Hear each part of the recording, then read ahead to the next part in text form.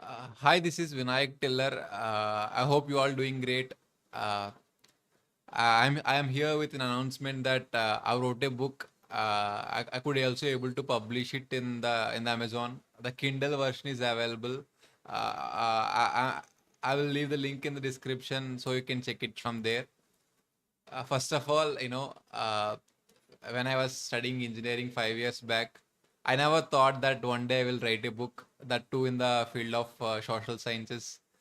In fact, I'm not even aware of the existence of social sciences at that time. I know in the school I used to have social studies as a subject, but I thought social studies is mainly merely for general knowledge purpose, or it will be useful for clearing these IAS IPS exams. But I never thought we could formulate ideas in this field, and these ideas we can change the society. But in this book I have formulated three ideas, and I think these ideas have potential to change the society in a very huge way. They're gonna change society forever. And that's what I am thinking. And I know this is a very big claim I'm putting out there, but one has to seriously assess, and one has to and be honest, right? So I'm just putting in, and I know with only time can judge whether these claims are true or false. So yeah. And since I'm very unknown person, right? No one knows me, and it will be very unrealistic of me to think that people will read this book, because this book also consists 270 odd pages, so it will take a lot of effort for people to read this book, right? So I thought I will make a video and I will walk you through all through this book, so that you will understand like what all these concepts I'm discussing in this book. You'll get an idea about this book, so that that will raise some interest, and eventually people will read. So this is the main idea behind the stream. So yeah. Uh, I want to put one request in front of you. See, any book or any idea has to be put under serious scrutiny. It has to be critically viewed, and if you find any flaws within these ideas, you have every right to critique these ideas to the point of its death. But but but if you think that if you think that these ideas can change society positively, then I think it was on you to to make these ideas as reality, because it should be collective effort. No individual can bring change on all on his own. So so it should be the collective effort. So I'm just putting this request. If you think these ideas have that positive impact, it has the potential to bring that change we are I'm claiming. Please promote these ideas and make them into a reality. Yeah. So yeah, I just want to put that request in front of you. Let's just jump into the book right now. Okay. Before jumping into the book, I know this is my first stream, right? So I'm hoping everything goes right, but if something went wrong, just bear with me. I will correct, and I will get better with time. Okay. So yeah, let's just jump into the book.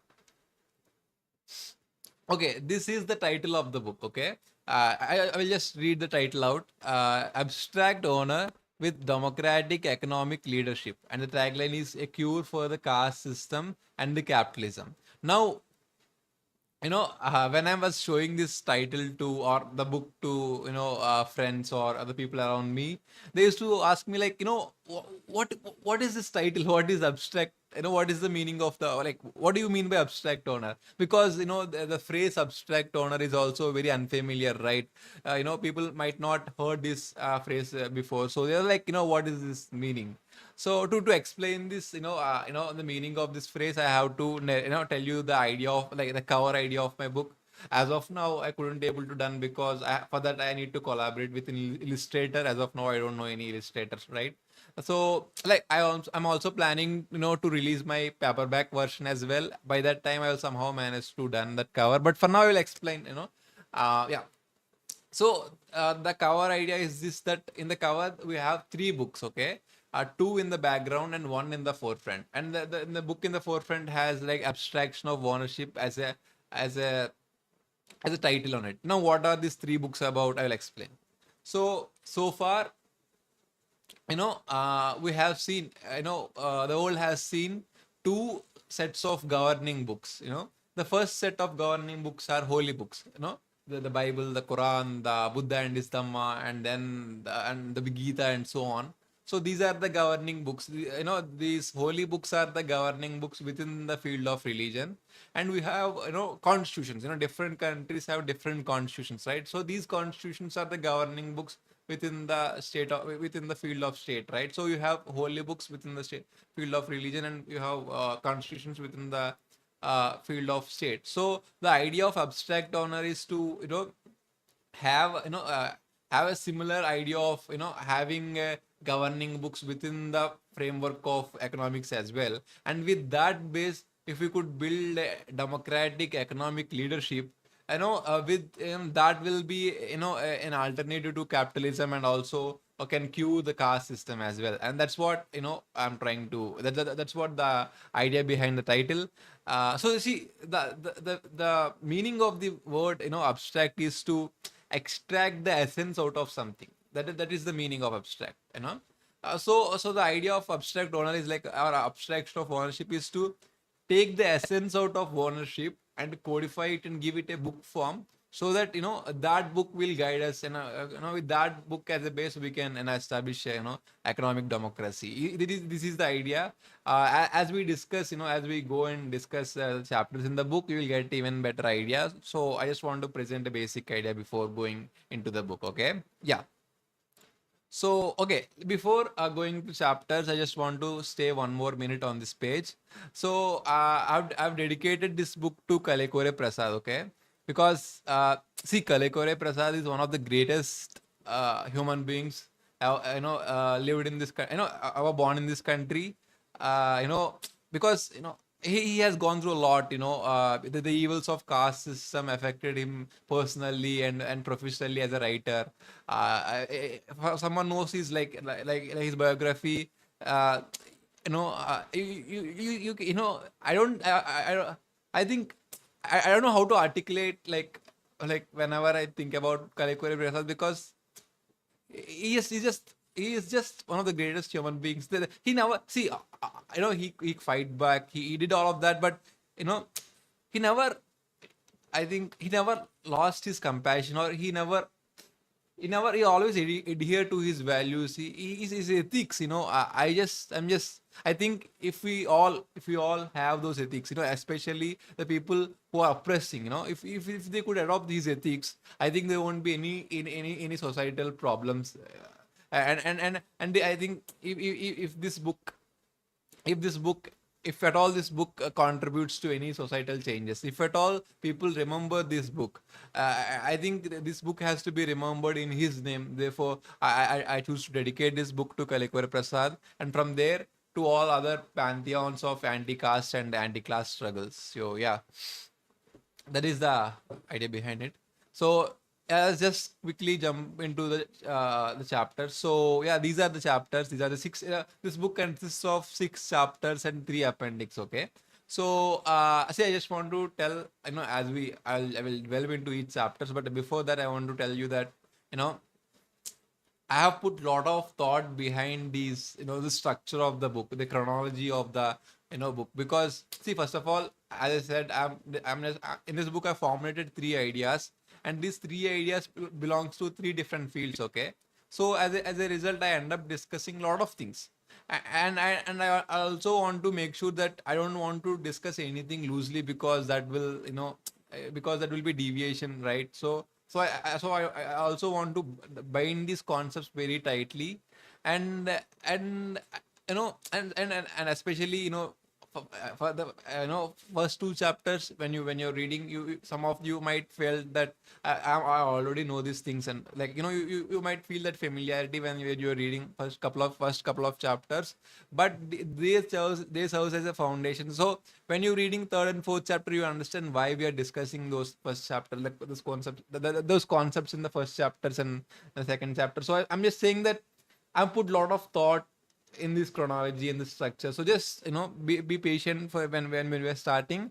As we progress in the, as we enter into the second half of the book, you will get complete idea, and your perspectives will be keep changing. Yeah. So yeah, I don't want to like give too much foreplay. Also, I will be yeah. So yeah, I'll just come quickly jump into the chapters. See, yeah, this is the first chapter. Okay, the title of the first chapter is Interrelations Among Savarnas. Now, in this chapter, I tried to construct a new perspective on caste system, and it says that you know we have these many castes, right? We have too many castes. Among these many castes, there are three communities. Who who are Savarnas, and these three communities are exclusively controlling the governing institutions of our life, which are religion, state, and economics, market. So they are exclusively controlling, they are monopolizing these institutions. Not just that, they are monopolizing these institutions through mutual assistance. So this is what this mutual assistance is, what I mean by interrelation. And I also cited a lot of examples. You know okay, let's just quickly jump and discuss within this tab. So yeah, we're good to go. So if you look at so Brahmins, monopolized the religion from the history, like they are the priesthood. They monopolized the positions of priesthood, and Kshatriyas, have this monopoly on the state, and Banyas always, exclusively control, has got exclusive rights within the market. Okay, so this is how they are. These are their respective fields, and they are also helping each other. For example, like, if you look at the correlations between Brahmins and Kshatriyas, see when Shudra called Shivaji want to become, Shivaji, right? Shivaji Maharaj. So when Shivaji Maharaj want to become a king, become a king in his kingdom, no Brahmin in his kingdom is willing to coronate him.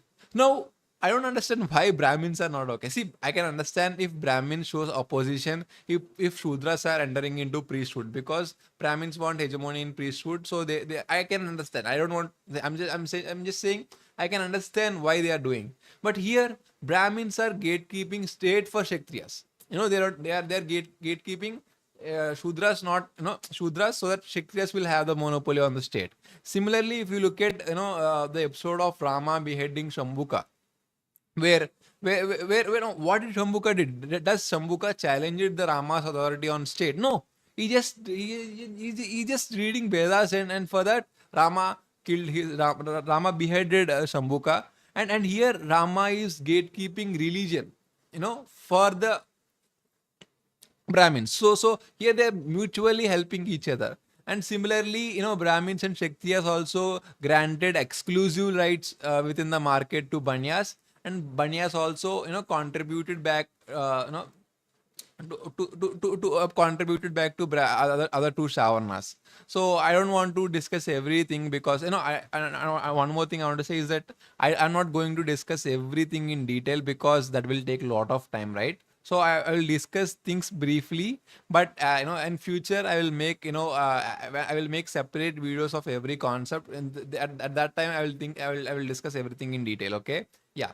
So Banyas also contributed to other two Savarnas, and they helped to to manage to have their own monopoly. Okay, so what I'm saying is, like, they are not just they're not only having, they are not only exclusively controlling these their respective governing institutions of our life, but but they are doing through mutual assistance, and these assistance is what I'm implying as interrelations, and this is the chemistry of the caste system, and this is how they contain the caste system for centuries after centuries. So okay, yeah. So for the first part of the book, first for the first part of the first chapter, I've discussed about the interrelations among savarnas, and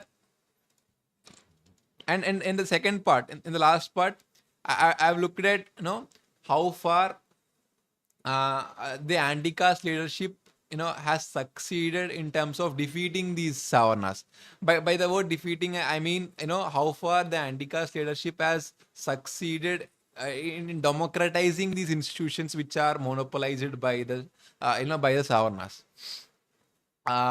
So today, if you look at, there is no monopoly of Kshatriyas over the state, right? We are living in democracy. So now if you look at who has to be created for this political democracy, I think it's B.R. Ambedkar. It's Ambedkar who has to be created for the for political democracy and also defeating Kshatriyahood.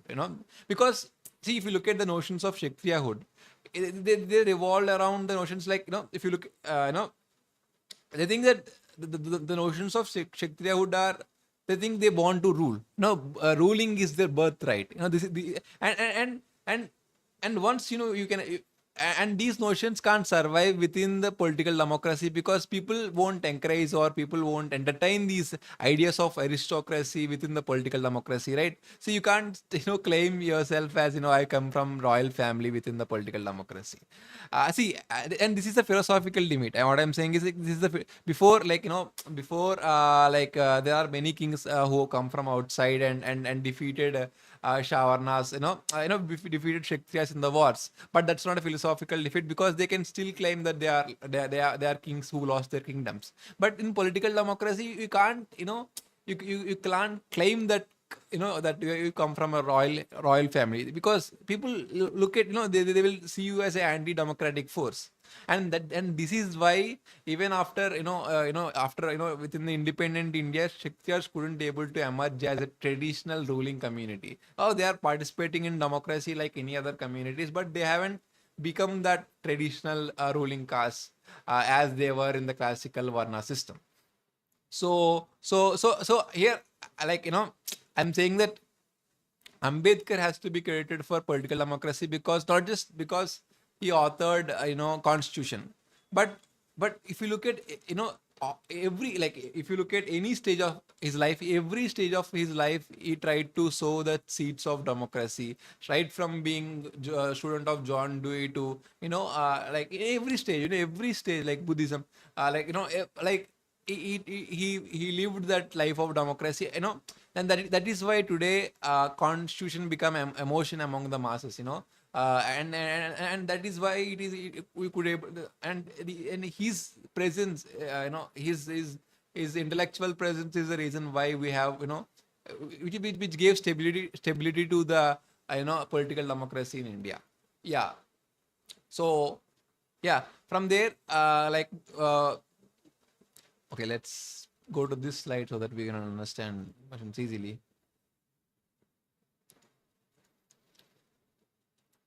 So okay, we looked at who defeated Kshatriyas. Now we have to look at who defeated Brahmins. Okay, so who is going to defeat Brahmins? Okay, so like see, Buddha has defeated Brahmins in the past, and this is why Buddhism has seen as revolution, not just as religion but as a revolution. But then we also know that Pushyamitra, like there is also counter revolution led by Pushyamitra, who through regicide he wiped out the Buddhism from this country.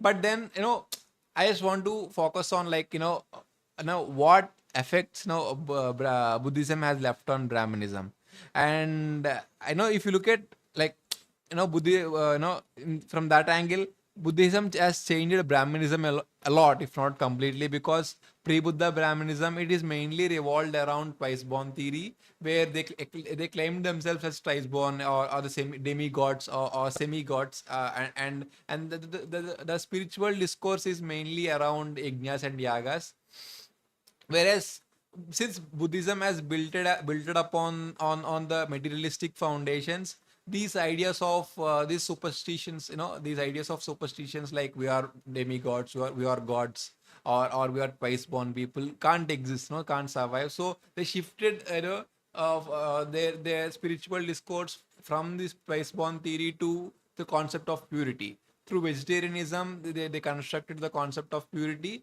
and with that base, they are running, they're controlling the priesthood positions. They're having the monopoly, and today, even today, they have monopoly on priesthood. And with the base of Agam Shastras, they could able to, continuing their exclusive control on priesthood.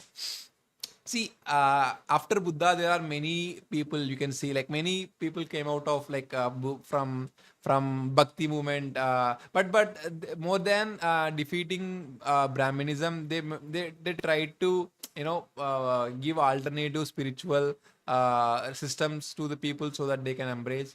But then, and also, after that, after the Bhakti movement, we see likes of Pule or Periyar Ambedkar, who questioned this, monopoly, but I think they couldn't able to succeed as of now, because even if as I said, even today they're having the monopoly on priesthood, right? So they haven't succeeded. See, Periyar wanted to establish uh, atheist society, right? But I think atheism is some kind of privilege, no? That not everyone can afford this privilege. Not everyone can become atheist, right? So if you look at overall world as well, people are still living in religion. So are people in India and as well as Tamil Nadu. So Periyar atheism couldn't able to succeed in the way he wants to be. He wants it to be. I mean, so yeah.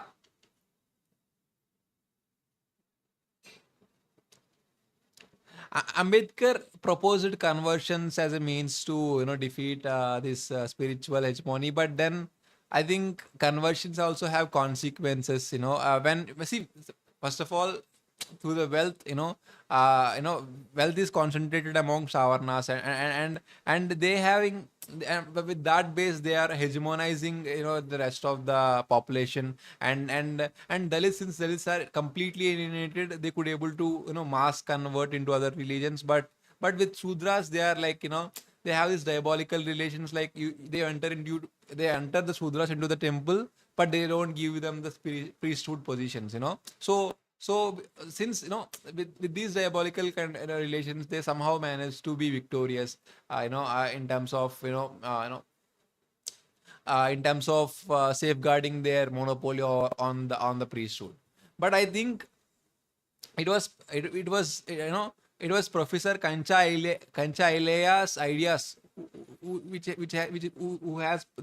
has the potential to defeat the Brahminism, which has the potential to defeat the monopoly of Brahmins in the priesthood, because his ideas, mainly the spiritual democracy, you know it brings the whole grammar of democracy within the field of spirituality. So therefore, with the base of spiritual democracy is asking right to initiation, right to membership, right to priesthood, right to interpretation, and so on. So once we understand these rights, and once we start demanding these rights, and once we start to, working in this framework of spiritual democracy, I think we can easily defeat, and it is who and it is Professor Kanchailaya who is going to defeat Brahmins in the future. So that's what and so once we can establish spiritual democracy, and once we get the priesthood positions to our proportion, then that day, Brahmins also will become,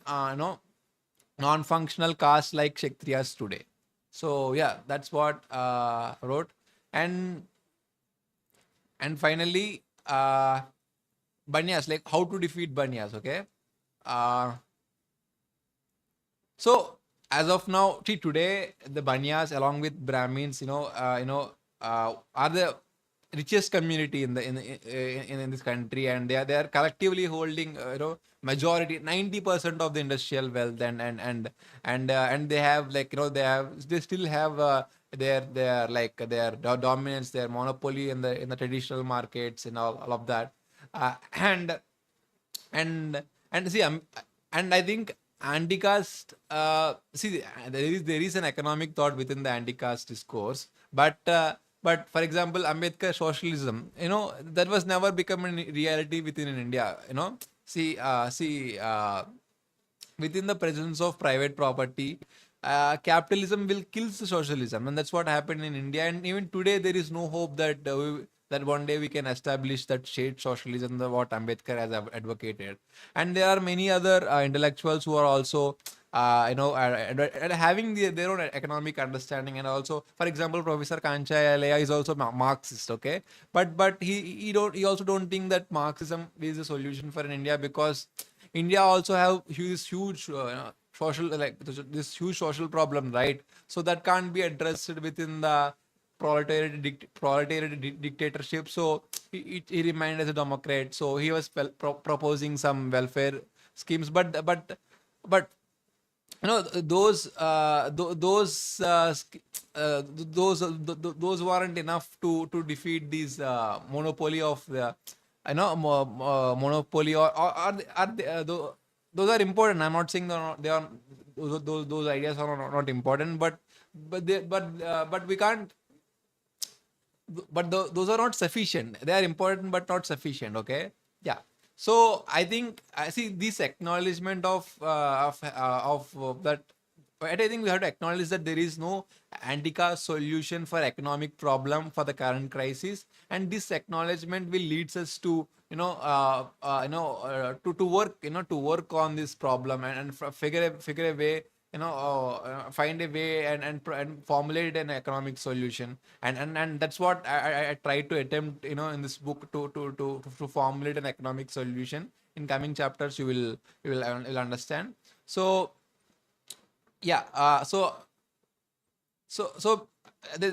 before, like, before ending this chapter, I just want to say one thing, that, see, since there are interrelations among the savarnas, right? So it is important to defeat all three communities. So if you don't defeat one community, the undefeated community will revive other two communities. So it is important to defeat all these three communities. Okay. Yeah. Uh, Now let's jump into the second chapter. Okay. I'll just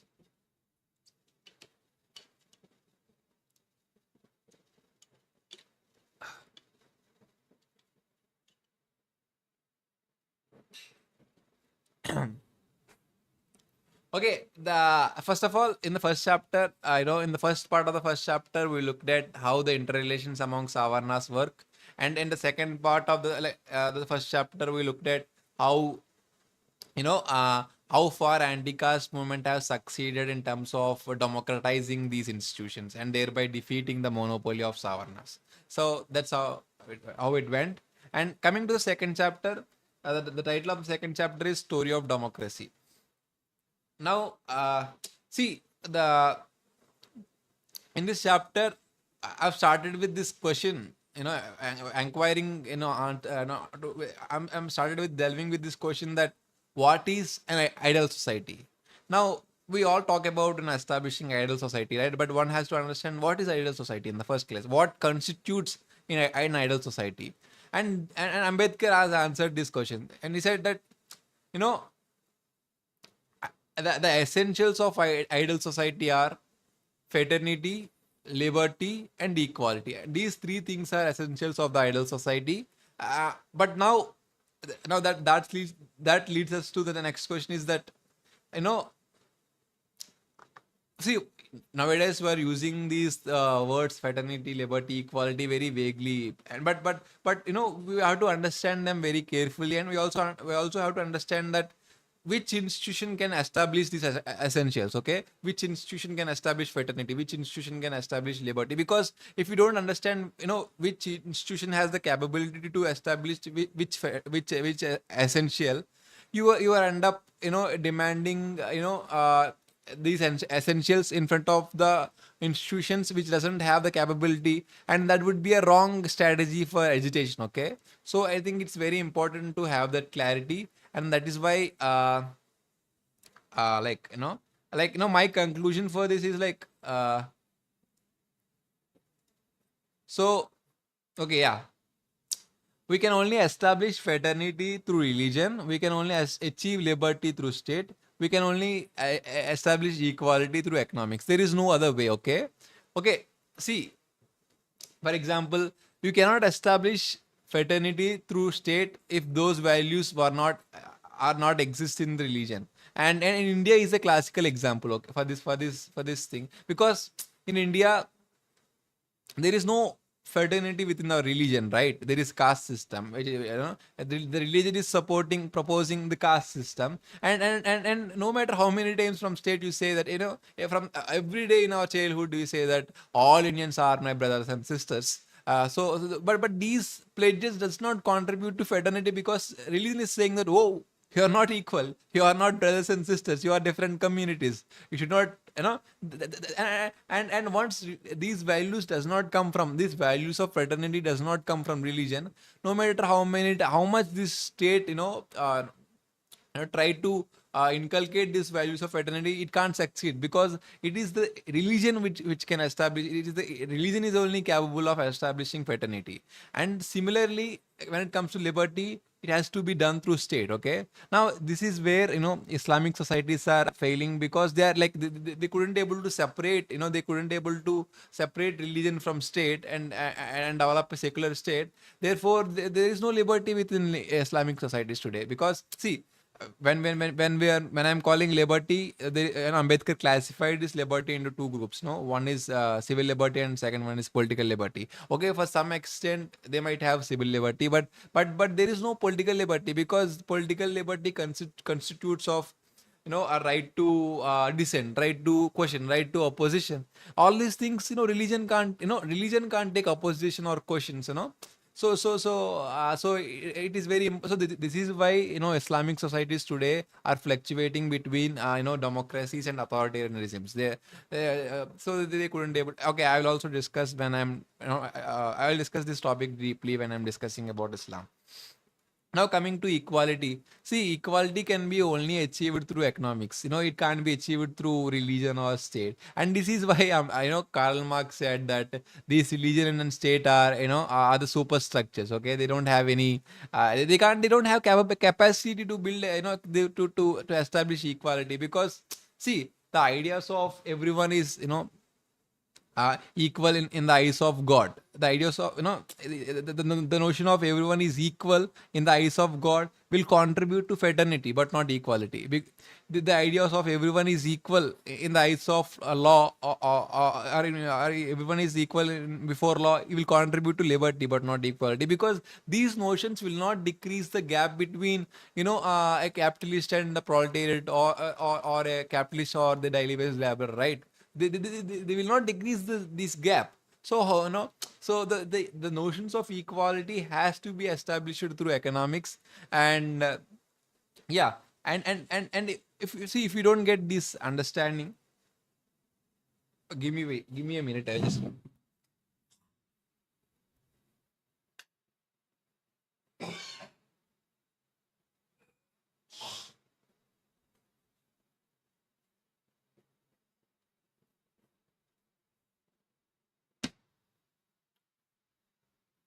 I'm here. Yeah,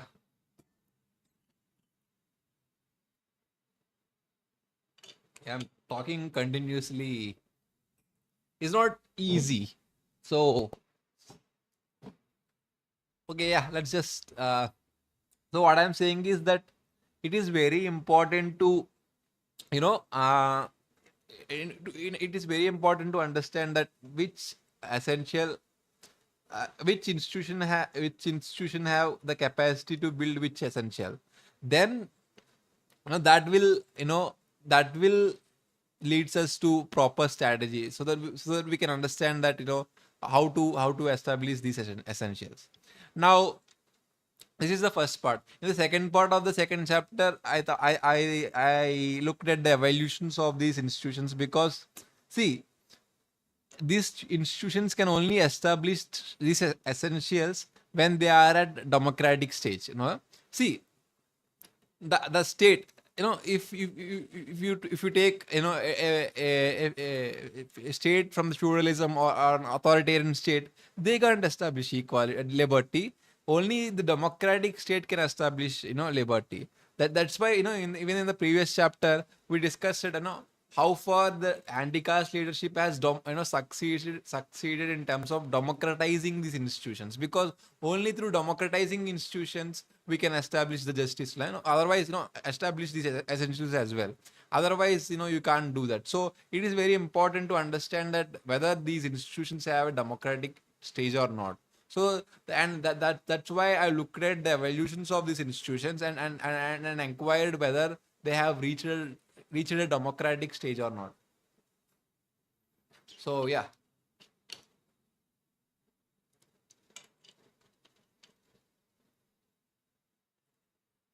So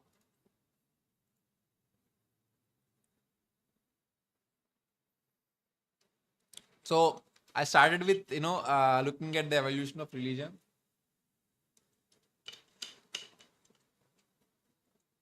So let's just go back to the previous slide because it is easy to understand.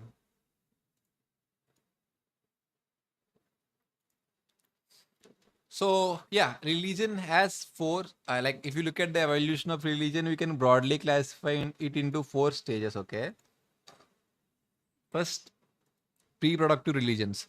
These religions are primitive religions. Before agricultural revolutions, when we are living as hunters and gatherers, we used to have, animalistic religions.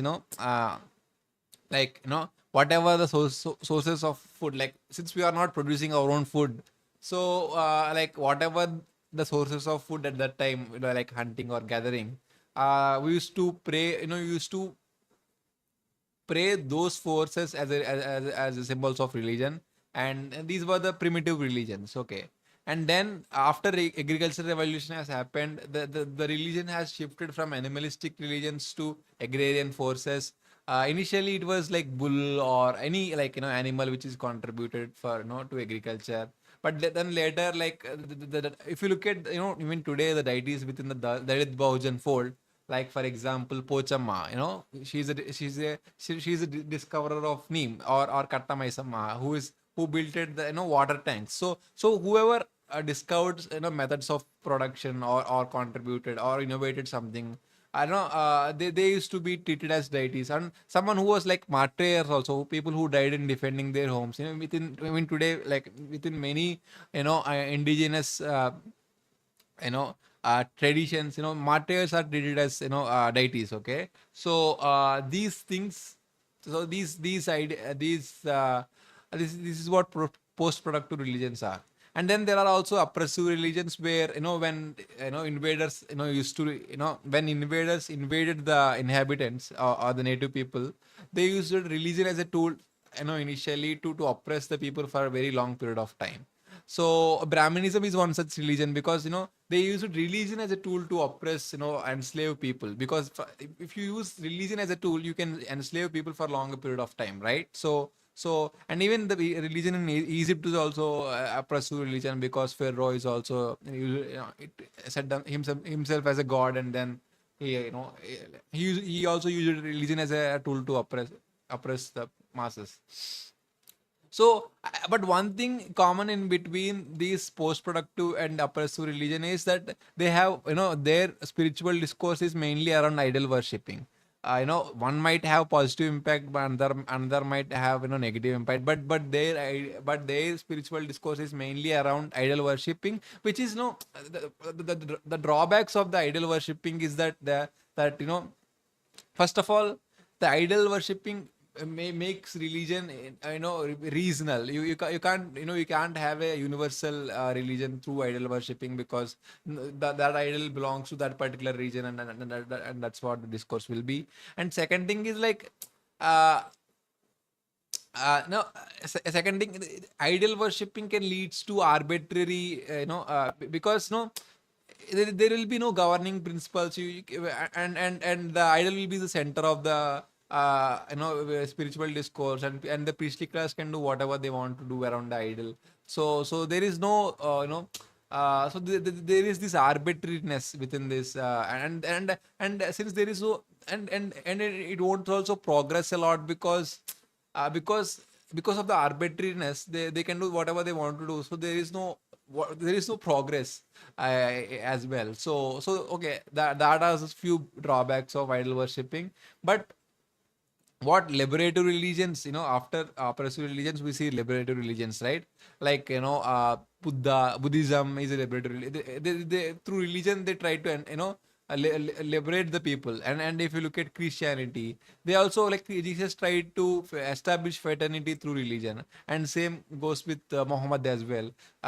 They also, he also tried to establish fraternity through religion.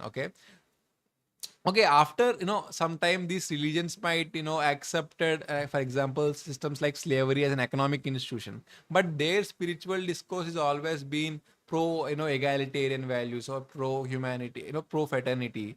So they never used religion as a tool to oppress. Okay.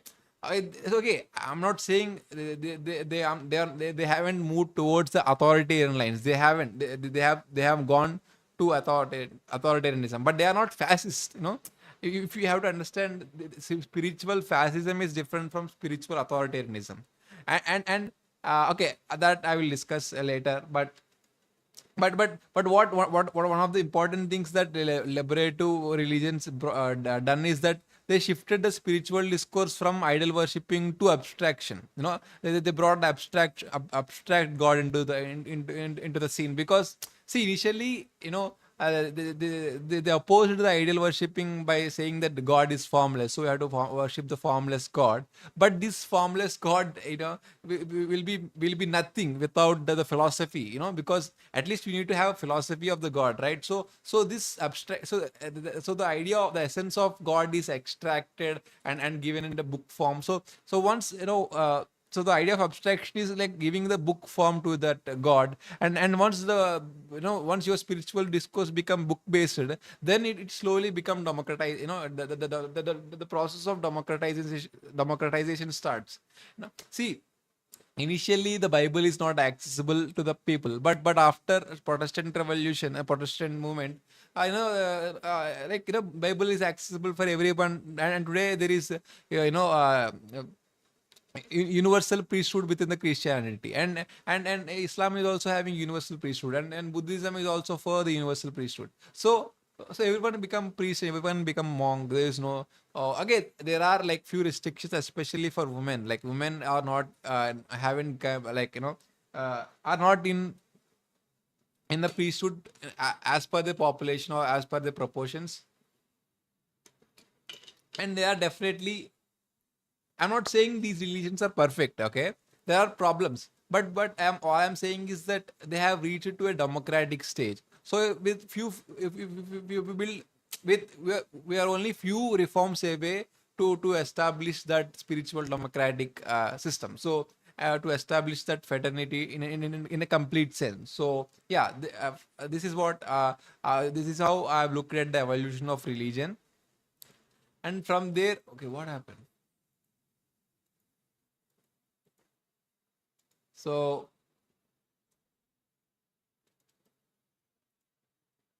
let me just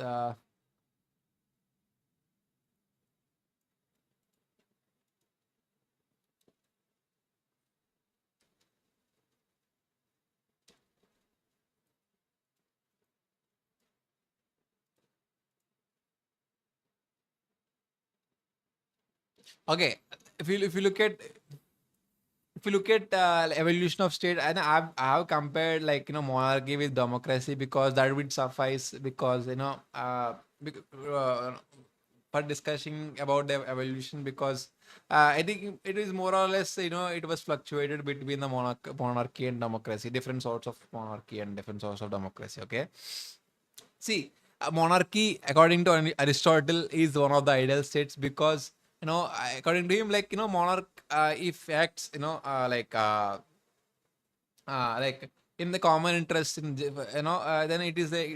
it's a good government. Because, monarchy also bring, so, stability at the time. So I actually said that tyrant is the perverted counterpart of monarchy. Because they are acting in their self interest. But in my opinion, that there is no, like, there is no guarantee that, a monarch will not become a tyrant. It is highly depend upon the benevolence of the monarch to not to become tyrant, right? And also monarchy is arbitrary in nature. Okay, they can do whatever they want. So how can you like this arbitrariness is I just want to highlight that this arbitrariness within the monarchy is very much similar to the idol worshipping and arbitrariness in the priesthood. So in that is also one parallel I want to draw. And third thing is like monarchy is also hereditary in nature, so there is no guarantee that the successor of monarchy will not become a tyrant. So like initially, even though it appeared monarchy is a stable government because democracy at that time is very unstable or chaotic, and it is also seen as mobocracy, but there is no guarantee that monarchy will not become a tyranny, so there is high chances of that. So that's why now let's look at democracy. So initially democracy is seen as mobocracy because if you look at the that execution phase of that Socrates, they used election as a means to derive justice, to found whether to found him whether he's guilty or not. They conducted voting and they executed him, and that is the state of the democracy of the time. A democracy at that time is very primitive in nature. So it is chaotic, it is mobocracy, but then democracy has evolved a lot. Initially democracy, we can see the democracy within the Athens. Athens, but at the time the democracy, it is the direct democracy. Okay, where people participated. Uh, like in all in like they themselves participated in decision making. But after that, we see indirect democracy within the Roman Republic, where they elect representatives and they and go and make laws and all. Even though the Roman Republic has fallen, but the and even within the Roman Empire, the concept of rule of law has persisted because people choose to live under the rule of law because it is not arbitrary, right? Like under the monarch. So there is this. So even though the democracy has fallen, the notions of like democracy has survived one way or the other, and the reemergence of democracy within the England, and monarchy has to coexist with democracy. If you look at that glorious evolution, they have the monarch has to coexist with the parliament, and so that's why it is called as constitutional monarchy, and that phase again shows the importance of democracy, and I think the actual resurgence of democracy has taken place with the concept of natural rights by John Locke and Rousseau. So I think, see, with the concept of natural rights, they constructed social contract theory, which is a contract between the individual and state, and what it is the promise that state will look after the individual, it will deliver the justice, it will grant the liberty. So that is the thing. And from the contractarianism, the discourse has evolved to the constitutionalism, and constitutionalism, you got abstract form, you got book, book as a governing principle, and with that base, democracy has adopted many things like federalism. See, initially democracy is thought to be a government only work within the smaller territories, because for larger territories democracy won't work, but it adopted federalism, and then with federalism it can work in even very big countries.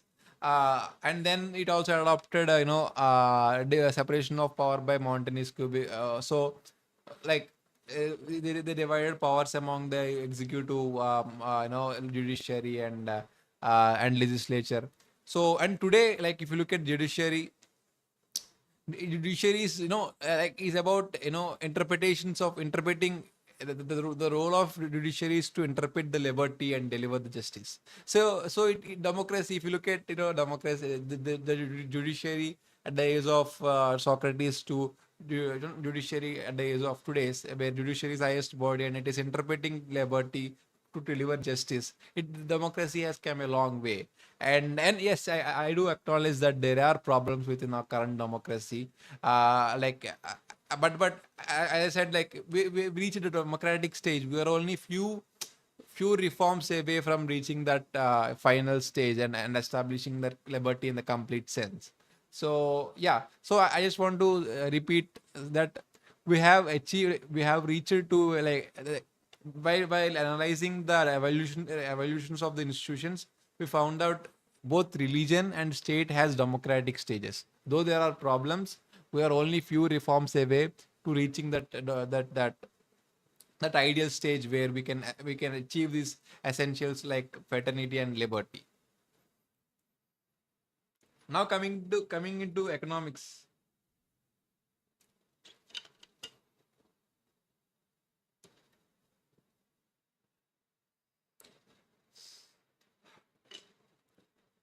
If you look at the evolution of economic systems, like there are the three main systems, slavery, feudalism, and capitalism. And within slavery, it is no brainer that slavery is one of the most oppressive systems, and within slavery, slaves are treated as properties. The human beings are treated as properties. They used to sell slaves, and they used to buy slaves in the markets, and slaves have no rights. Okay, so and they have no personal rights, and they don't have any rights. So they are properties, and they have to obey whatever the master says. That is the conditions. And when it comes to feudalism, you know the relation has changed. The notions of property has shifted to land. Okay, people can only own land, not human beings. But then the serfs who are the slaves, the slaves become serfs, and those serfs are bounded to land. So in a way, feudalism has also carried forward that ownership societies. But here the nature of society, the nature of ownership is indirect ownership. So feudal lord own land, and serfs are bound to land. So there is indirect ownership. But serfs are definitely better than slaves because they got rights. They have got family rights. They can may have their own family. They can have children and all. They can have religion. Okay, they got some personal rights. But then there are they don't have right to freedom, like right to movement. They don't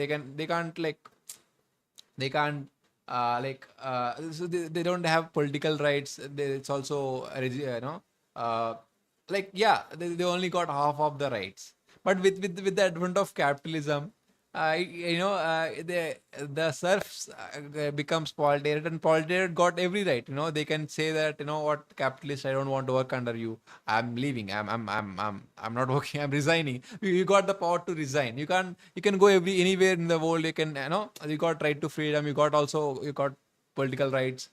So with the capitalism have given you all the rights. So it appears to be a democratic state, isn't it? Because it gave you all the rights. So what else do you need? But then Karl Marx said, hold on, don't be in a hurry, because capitalism, there is still bondage in the capitalism. And do you know what the bondage is? Your labor is in the bondage. See, whatever the labor you are performing, in the workplace, you don't own anything on it. So this is what he is explaining. There is alienation. Your labor is still in bondage. You are selling your labor. So it is not. You are not completely free. So his argument is that my voice is going, man. But I'll try to finish. Okay, okay. In order to judge, whether the capitalism is at the economic stage, a democratic stage within the economics or not, let's just apply. We have this essential right, equality. And if you look at, like, whether capitalism can deliver equality or not, if you're not living under a rock, you will know that, how much this the, the level of inequality is so high within the capitalism. The wealth is so concentrated. We are not even moving towards equality only. So I think so that concludes as that, capitalism is not a stage of a democratic stage within the economics.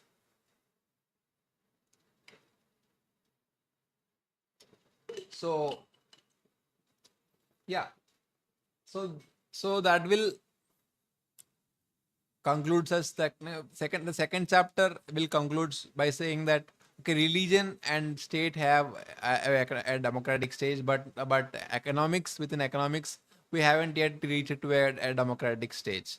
So in coming chapters I've tried to formulate so okay, I'll just quickly uh rewind until now. Like I'll just quickly revise whatever the points we have said until now.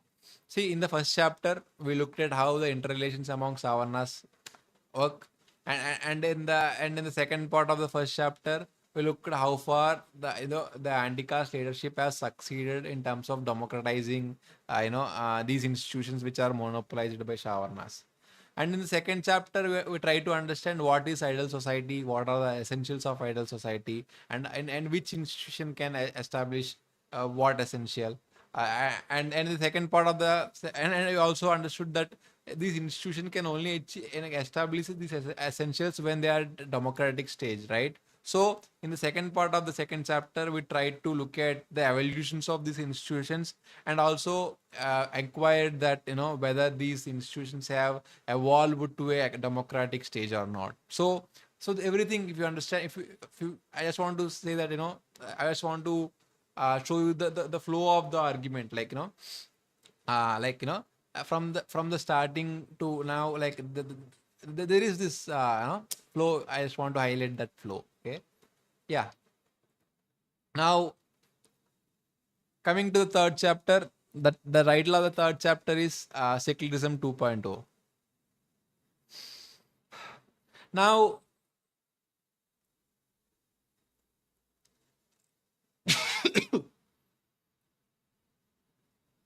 okay,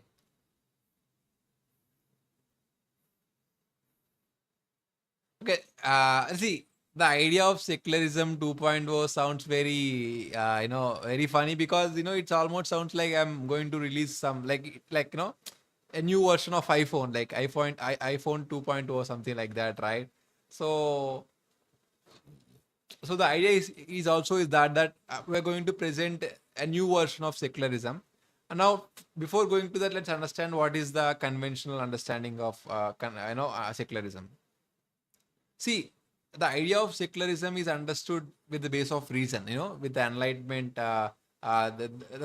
Secularism also brought into existence. The idea of secularism is that since religions are not consistent with reason and rationality, we disqualify the religion from entering into the public sphere, or controlling the public affairs or education, or entering into the politics, saying that religion is spirit, it is superstitious in nature, so it is not good to have religion in these spheres. Okay, so reason is our main base to construct our idea of secularism. But if reason is the main is the main base, or some is the main reason, I'm hate the word, okay, to use this reason, the word reason two times, but yeah. So if the reason is the main barrier, then let's say if a religion is consistent with reason, let's say if a religion like Buddhism is consistent with reason, since it is built upon materialistic foundations. So are we were to say that Buddhism can be a state religion, since it is consistent with reason, so it will not have superstition, so we can have Buddhism as a state religion? No, right? Because the moment when you have one religion as a state religion, the other religions will feel intimidated, and they will feel like excluded. They will feel like a second class citizens because there is one authentic religion, a state religion out there. Then who are we? They feel like and uh, like the notions of freedom of religion won't exist once you have the theocratic state, because there is one religion which is associated with state, right? So and more than that, the main argument I want to put is like, to achieve the positions of power within the state, there are different channels, right? In democracy, you can achieve through elections. For bureaucratic positions, you can achieve through exams and whatever the process it is there.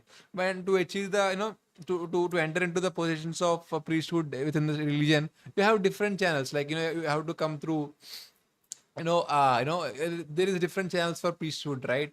So when you mix this, priesthood and the state power, then you're gonna corrupt the entire system.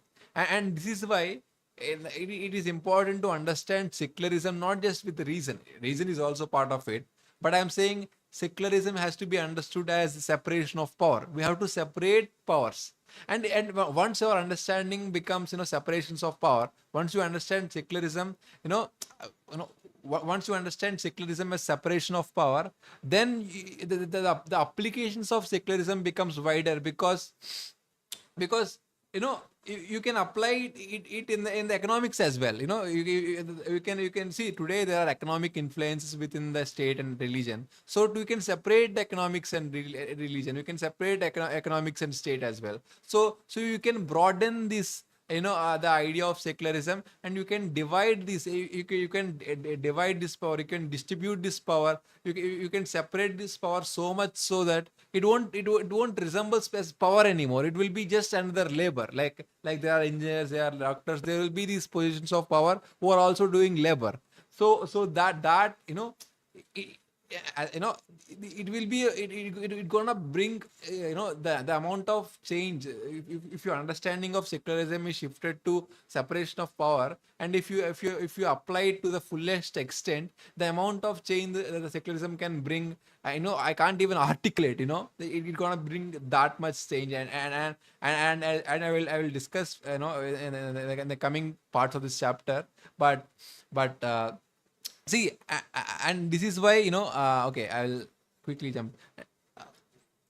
This is why in the first chapter, when we're discussing, when we are discussing about interrelations among savarnas, I'm also establishing the fact that there is no separations of power within this caste system. The power within the caste system is so intertwined, so connected, with these interrelations. There is no separation of power, in the caste system. There is absolute power, and this absolute power can, lead to tyranny. They can produce tyranny. See, people say that you are exaggerating this situation, because there is no tyranny as of now. But see, as long as you show your obedience to the system, you don't feel any terror. The moment you show disobedience, the moment you start asking your rights, then you will understand how much tyranny it can produce. So we have, see, today people from Shudra, especially from Shudra fold, can conveniently forget the past. But if you just look at the past, we don't have any rights, man. And these people can see, the Savarnas, contained the suppressive system, caste system, for centuries after centuries. Because of these interrelations, and with these interrelations, they made the power. They made they got the absolute power, and they led what, and they could able to contain the caste system for thousands of years.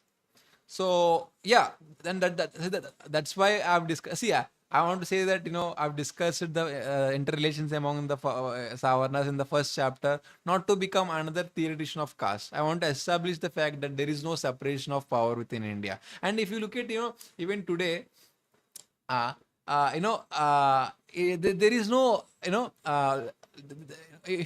is no separation of power. See, even formally we have, the separation of power within the state, as Montesquieu has proposed. But there is one big nexus out there. They can control everything. They control. See, as a child, initially I was an atheist. Okay, so at that time I used to get furious with the with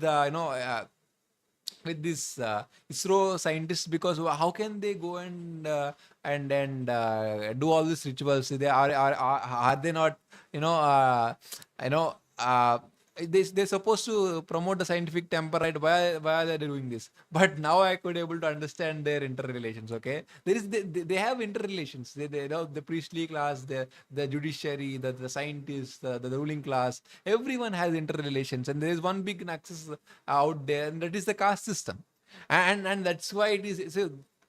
That's why I'm saying that, you know, the concept of separation of power can be a game changer within India. If we can establish within India, you know, with its fullest extent, you can change the society in the ways, you know, you can't even imagine. You know, uh, yeah, that is the frame. So we can so I have divided this chapter into three parts. Okay, in the first part I've discussed about the conventional idea of secularism, which is about the division of religion and from the state. And then in the second part I've discussed about division of state from the economics. And in the third part I've discussed about division of economic influence on the religion, and you know. So okay, I'll do one thing. See, I don't. If I keep discussing all of these things, I think it will take a lot of time. So I will just briefly talk about what I've discussed. So you will get an idea, right? So in the future parts, you can read. So when I'm discussing about, you know, secularism, the conventional notions of secularism, the division between religion and state, I've looked at what are the attitudes of these religions towards secularism, and are they or not, are they willing to, you know, be separate from the state or not.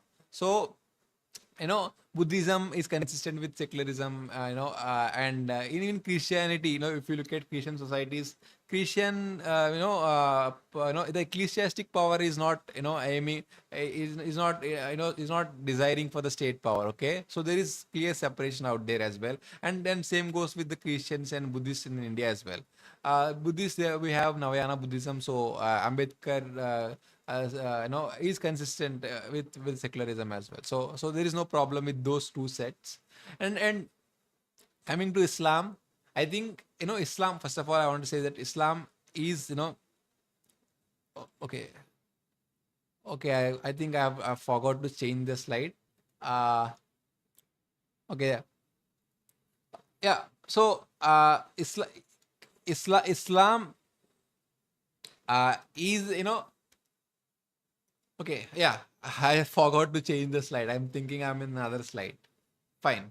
Okay. Islam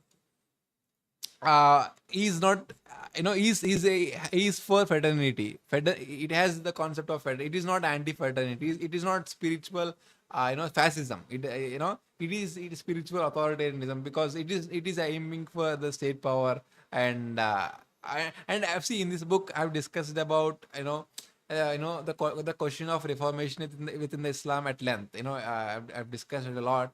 If you are interested in that topic, you can read. Otherwise, you can skip also. But I've discussed about it at very length, because the only problem with Islam is it is not gone through reformation. If it goes through a reformation, with the thesis that, the the thesis for reformation is already proposed by various scholars like Ishrad Manji or Ayan Hassan Ali.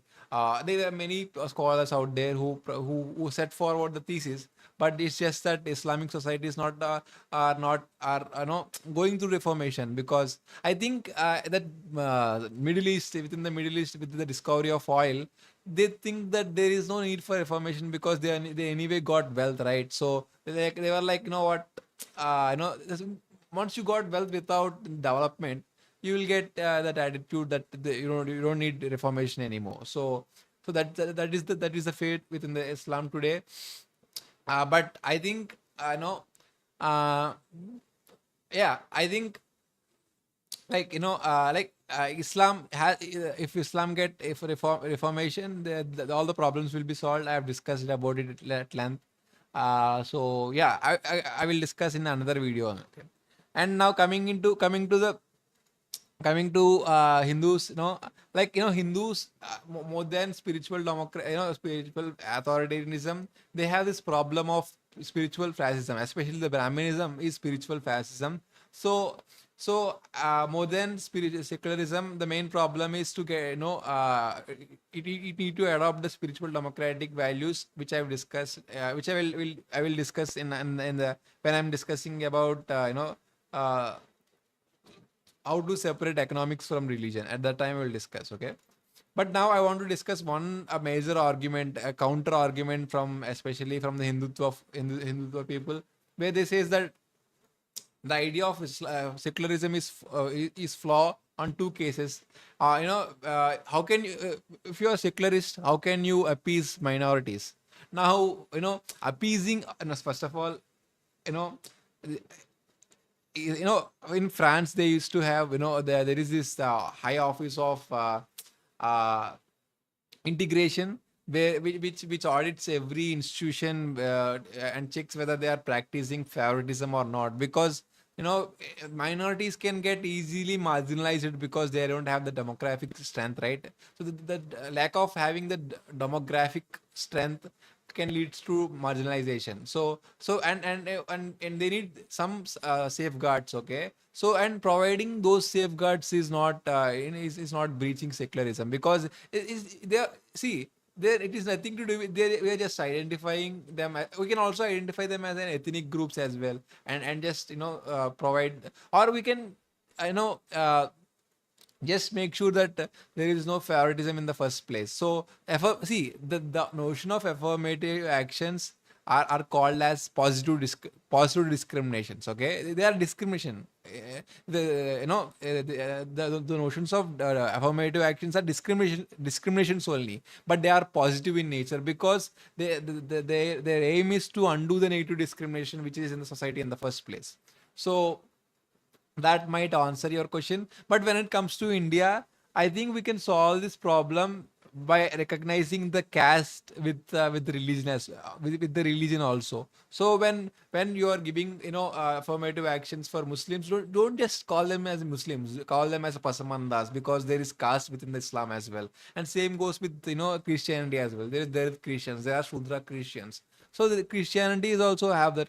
So the moment you identify with the caste, the notions of religion will go away, and it won't be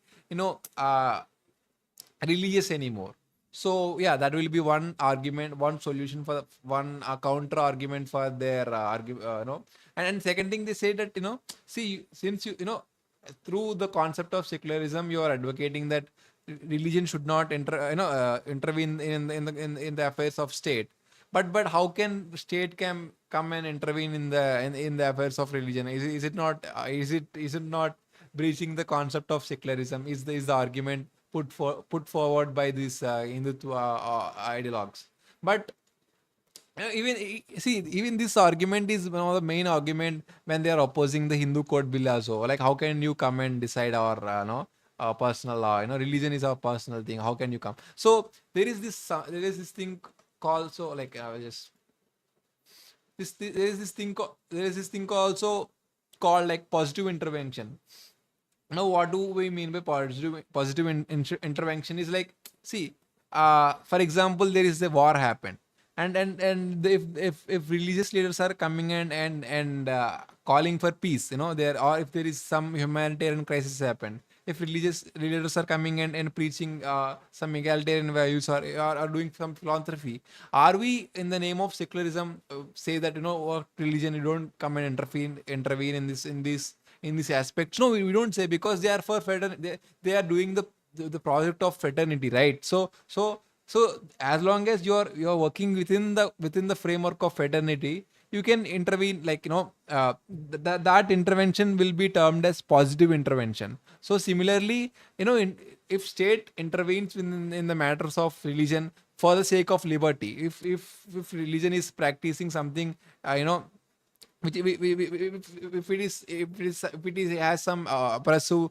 practice, or some practice which is not consistent with human rights or law, then state has every right to intervene, and called as positive intervention. State is not coming and saying how to how to conduct spiritual discourses and all, right? So this positive intervention is also has to be understood. So state is not coming in and dictating how religion should conduct rituals, or how it should conduct how it should establish fraternity. No, it is not. It is not intervening unless you are breaching liberty. So that idea, that nuances you have to understand before calling it, the positive intervention should be there. And sometimes this Hindutva ideologue says that this religion leaders are the politicians are coming and selling our lands, or the religious land, the endowment lands, and there is corruption happening and all that. But sometimes even within the religious priestly classes, they fight for this. Have you ever saw those infightings in between the priestly classes for the wealth within the religion? Because those conflicts are product of private funding systems, and they have to do corruption, and they'll do corruption anyway. But these Hindutva ideologues, or the people who oppose the secularism, only conveniently pick those things where the politicians doing corruption. But the corruption happens on many levels as well. The priestly classes also do corruption. Uh, you conveniently forgot that, and just uh, only talk about this. That's not good. Okay. So okay, let's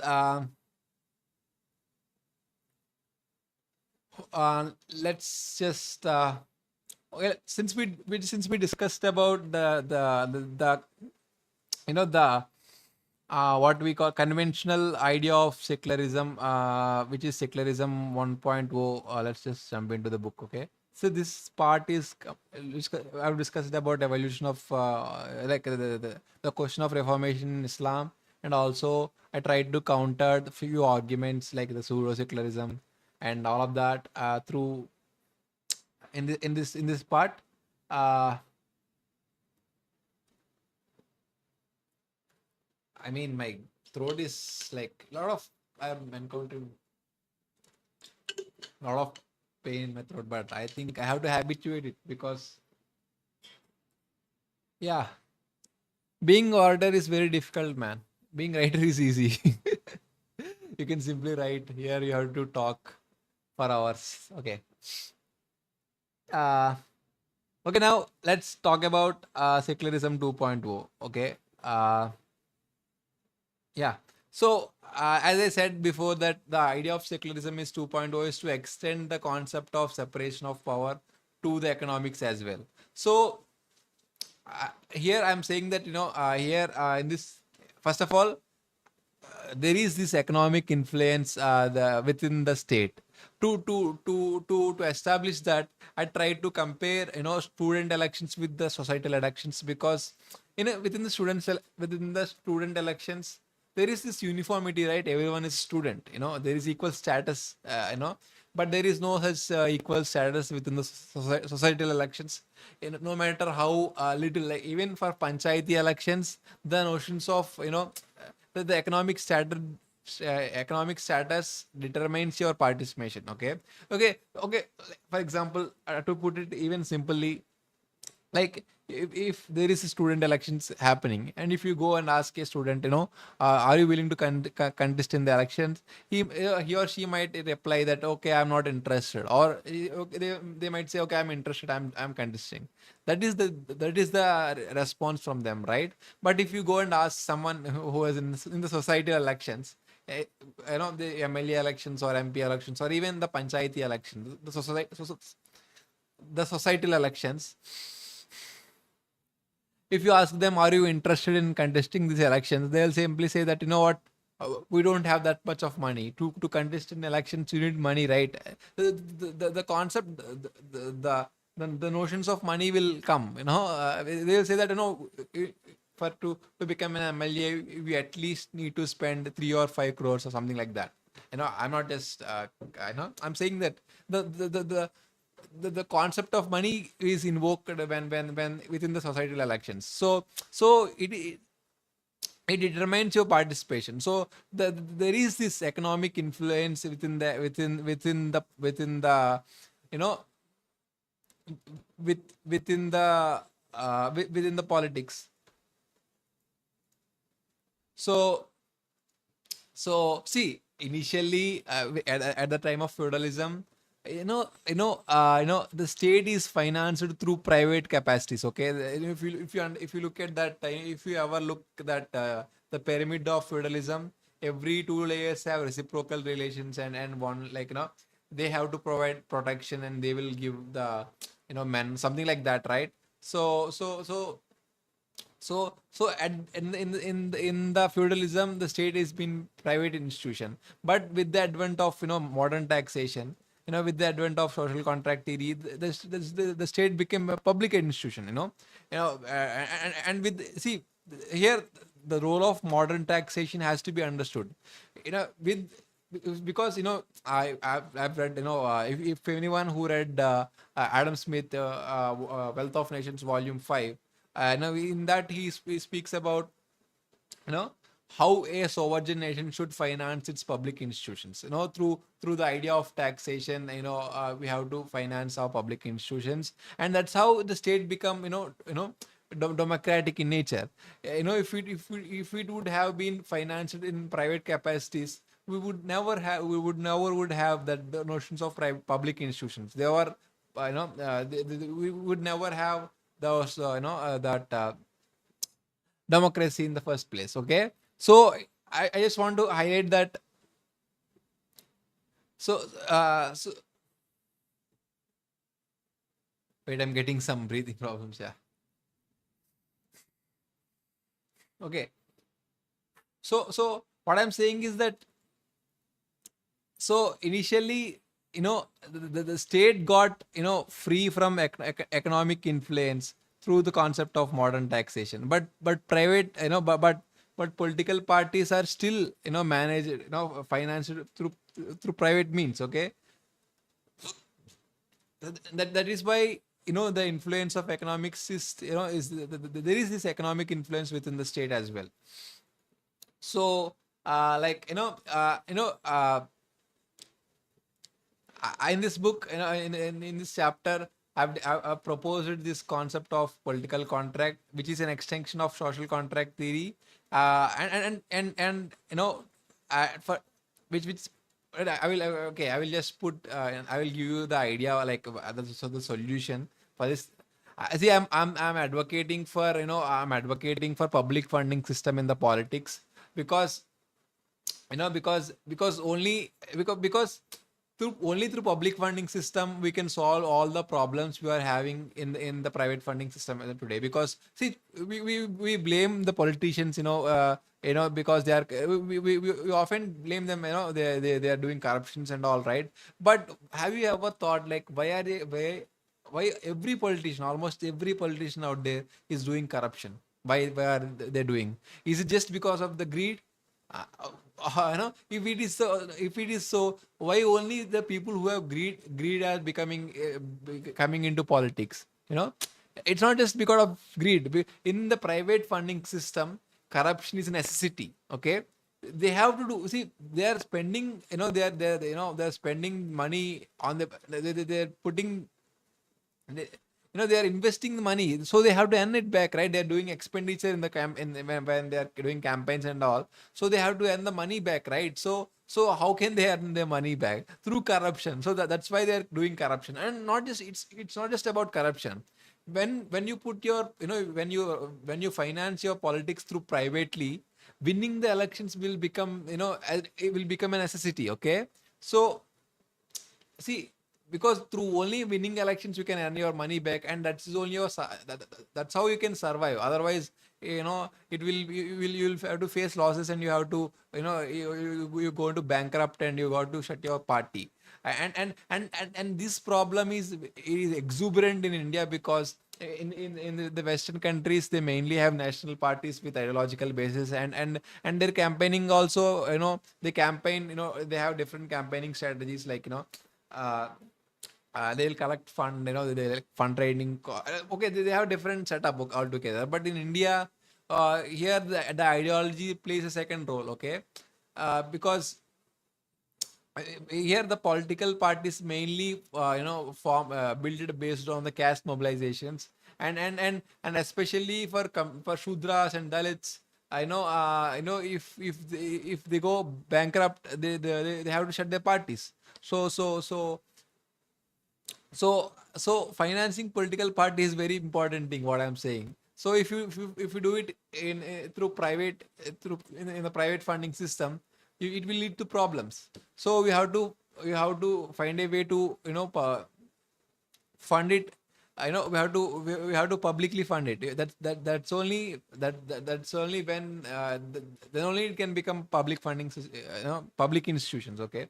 So okay, now one might argue that funding political parties through state is very complex, because for example political parties, you can call them as public institutions, but they are not, because for example, if you look at school, there is only one school within a given area, or there will be only one police station within a given area, or there will be only one public hospital within a given area. But the number of political parties is not a constant. They are variable. There can be any number of political parties. Now, how can you fund these many parties?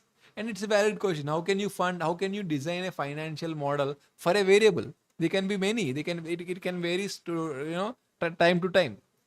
So, but my answer is that okay, whatever you're saying is correct, that there is a variable. The political parties are the variable, but we also have the constant in the democracy, and the constant is we the electorate, we the people are the constant. And if we could finance the political parties through our votes, and that through that base we can uh we can we can can you okay, I'll take 1 minute, I'll come back.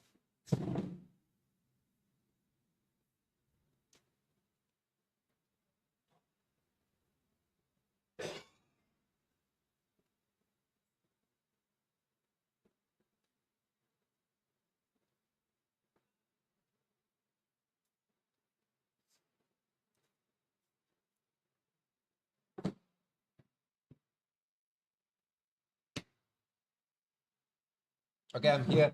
So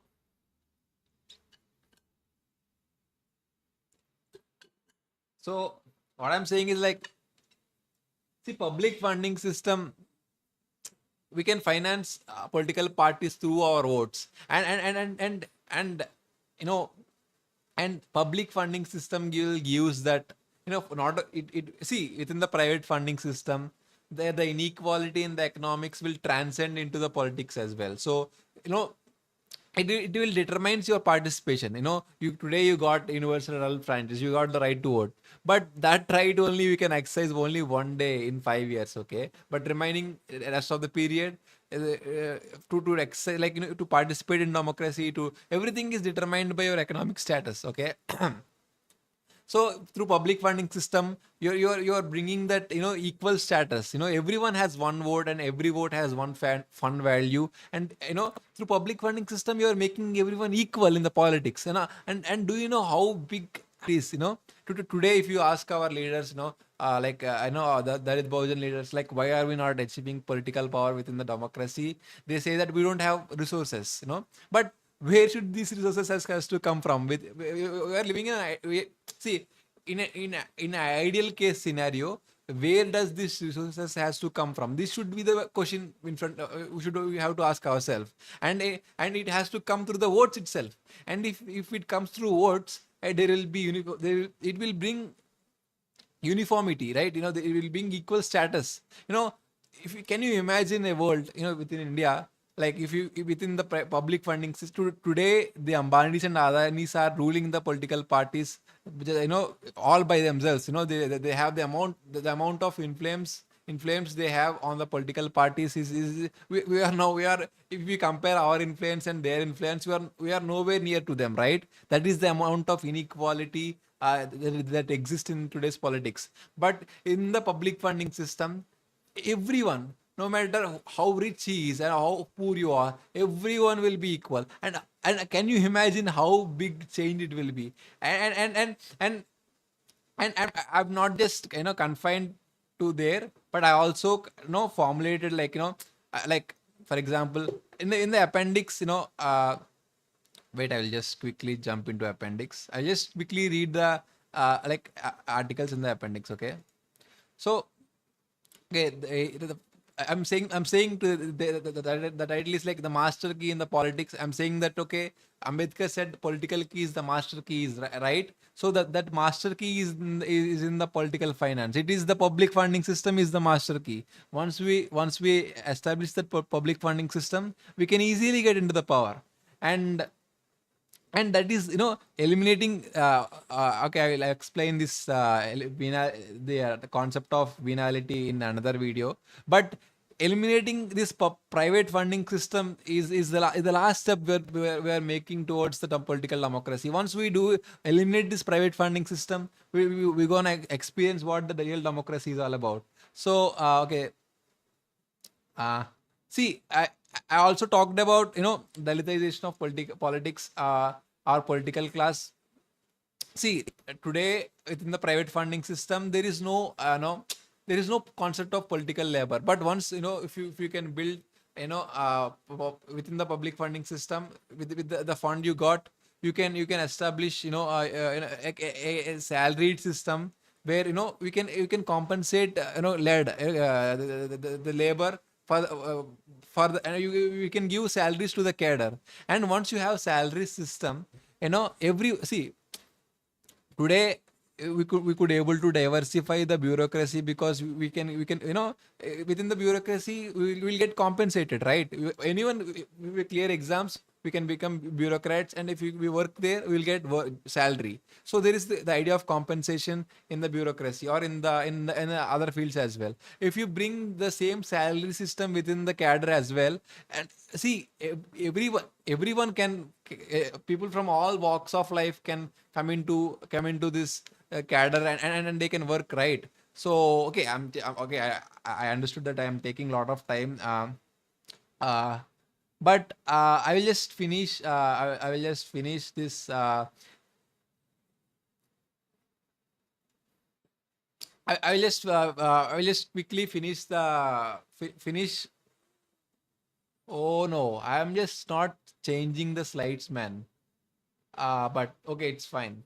As I said, I'm making these mistakes. But I just want to finish this Secularism 2.0 by saying one last thing, that you know uh, that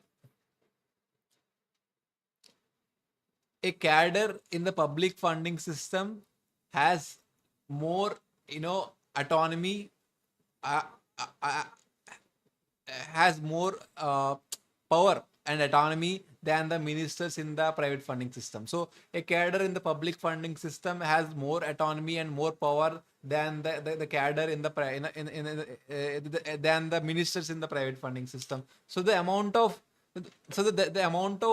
change we can bring through public funding system is beyond my you just imagine by yourself. See, we can, it is going to affect the lives of 150 crore people in our country. It going to be next big thing, if we could achieve this public funding system within India, and if we could able to finance, like all if we could able to finance all the political labor and all. If we see, political labor also consists of lot, we can monitor with the salary system, with the cadre system, with the office system. We can monitor public institutions. We can disseminate the political knowledge. We can see, people talk about we have to achieve this consciousness. People have to have, like people have to achieve this consciousness, right? But this consciousness does not exist in isolation. It has, the political labor have to curate, you have to build this consciousness, then only the consciousness exists. So yeah, we can monitor public institutions, we can monitor private institutions, we can do a lot of things. You can do litigation help with this cadre system. So and also the people who lost in elections will also survive, because the losing party will also get votes, right? And the funds will be allotted to the proportion of votes. So they will also get the funds to run their political their parties and the offices. So yeah, and this is what I just want to say. about the public funding system and the political contract. Yeah, let's just move on to the.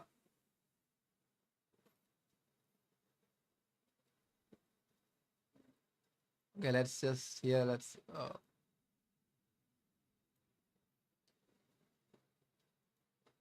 now in the third part of the third chapter, I've discussed about separating say similar like we discussed about the influences of economic status. See, the inequality in the economic status is transcending into the politics, right? Similarly, the inequality in the economic status is also transcending into the religion. Okay, see, you, have you just just think for yourself that have you ever thought that your economic status, because of your economic status, you're not influencing the religion in the same way that the rich are influencing. So so like like sometimes see the thing is like like when okay, the thing I've got remember now, it also applies to politics as well. But we often think about this freedom. We got this freedom, right? We got freedom. We got freedom to choose. But freedom of choice is not real freedom, in my opinion, because you can only choose from the existing options. But what if the existing options are all wrong? You have to compromise, right? That is what public private funding system offers us. You have to choose the existing options, and if they are not correct, if they are not, if there is no good option, you have to compromise, and it is all about compromises only. So I think the real freedom is it comes when when I think uh, when I think when you got the you know you got the power to create your own options. You're not just about you, the mere freedom of choosing options is no freedom. When you got the power to create your own options, when you got the power to finance your own options, when you create your own options, that is the real freedom, because that is the real power. The power to financing is the real power. That is the real distribution of power, and that's what we can achieve. So within this chapter, within this part, I've discussed about how economics have its influence. See, in my opinion, like religion have even stronger roots, even stronger roots in in the notion of property than that of political parties, because they have very ancient roots, right? So religions, if you I've also looked at how Catholic religion have managed its finance in back in those days, within the feudalism. They used to own a lot of land, and coming to Islam, they used to have this theocratic state, so state used to manage its finance as well. So even today, like there is Wahhabism so state has been the is financing. And then and if you look at Hinduism, I think I see see one thing I feel bad about Shudras is like there is no congregations within Hinduism, man. See, the whole idea of visiting temples after temples and after temples is no good. See, I can understand visiting one or two historically relevant temples once or twice in a lifetime. Okay, that okay, you can do it for historical reasons. Okay, that I can understand. But mere visiting temples as a spiritual discourse is no good, right? So I think, see, people might think again I'm critiquing their religion, but I want, like, I want Shudras to be, if you want to become Hindu, it's fine. I don't have no objections with it. But I want you to go visit. I want you to have the proper strong congregations. Okay, you see, you have to read the scriptures, right? You have to understand the scriptures. You have to delve into real spiritual discourse. Otherwise, just mere visiting temples is no good, right? So see, look, think for yourself that there is two persons. No, one person is asking you to just visit temples, just go for a sightsee and come. Easy asking, easy, and the other person is saying that, what, you have to read your scriptures, you have to read your scriptures and establish the fraternity. And I'm not against the religion. Okay, you have to understand it. I am for religion, and I'm saying that you're not, you're not experiencing the spiritual. You're not. That is mere tourism. No? Tourism can't be called as spiritual. So the economics of the Hinduism is also been that it's tourism. They have big temples, and people come, masses will come, and the priestly classes will the minority of priestly classes will survive with that base, and it is not good. So and there is this latest feature where like they are having the local congregations within the Abrahamic religions and also Buddhism also, and they are managing it through patronage, like private patronage, where they're collecting money from the people, like the members. But I think again here as well, like if donations, how many like everyone want to donate, right, for religion, like if they are religious people, they want to donate money, but they don't, like people have different economic status, and different economic status leads to different donations, right? So and this will have impact, like for example, no, like rich always finance like these spiritual events, and and in return they will get this status, right? So and they will use this status to reproduce their own positions within the power. So there is this one big uh, back and forth relation which is going on there. So so what I argued in this part is that we also need to have similar, like for first of all we need to have congregations, like every religion has to have congregations, local congregations. Even atheist, I would argue that even atheist, you also need to have a humanist congregations or atheist congregations. And and and and and with these congregations, we have to finance through memberships, okay. And the, and again we have to introduce the public funding system here as well. We have to finance the congregations through the state, and every membership has one, should have one fund value, and that money has to come from the state. So what happens is, like, see, the idea of, then religions will also become public institutions, and they will everyone, again, everyone will have the equal status within the religion as well. So see, I've discussed in this book at great length, like what how much benefits we gonna get. See, if everyone is equal within the religion, they can establish their fraternity without any vested interest, because today religion leaders sometimes do favors to the rich people, because they'll get the money from there, right? So there is a different treatment for different people. But once you remove those differences, then everyone get equal treatment, equal status. Everyone will have equal status. That's what I'm saying.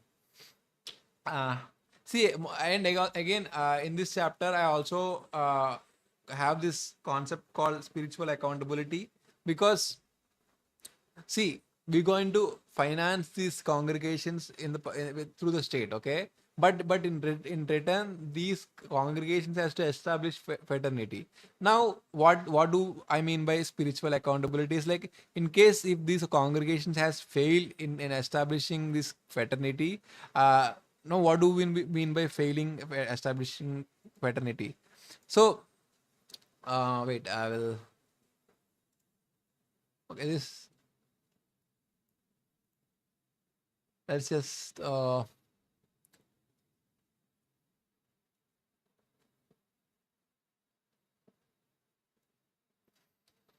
so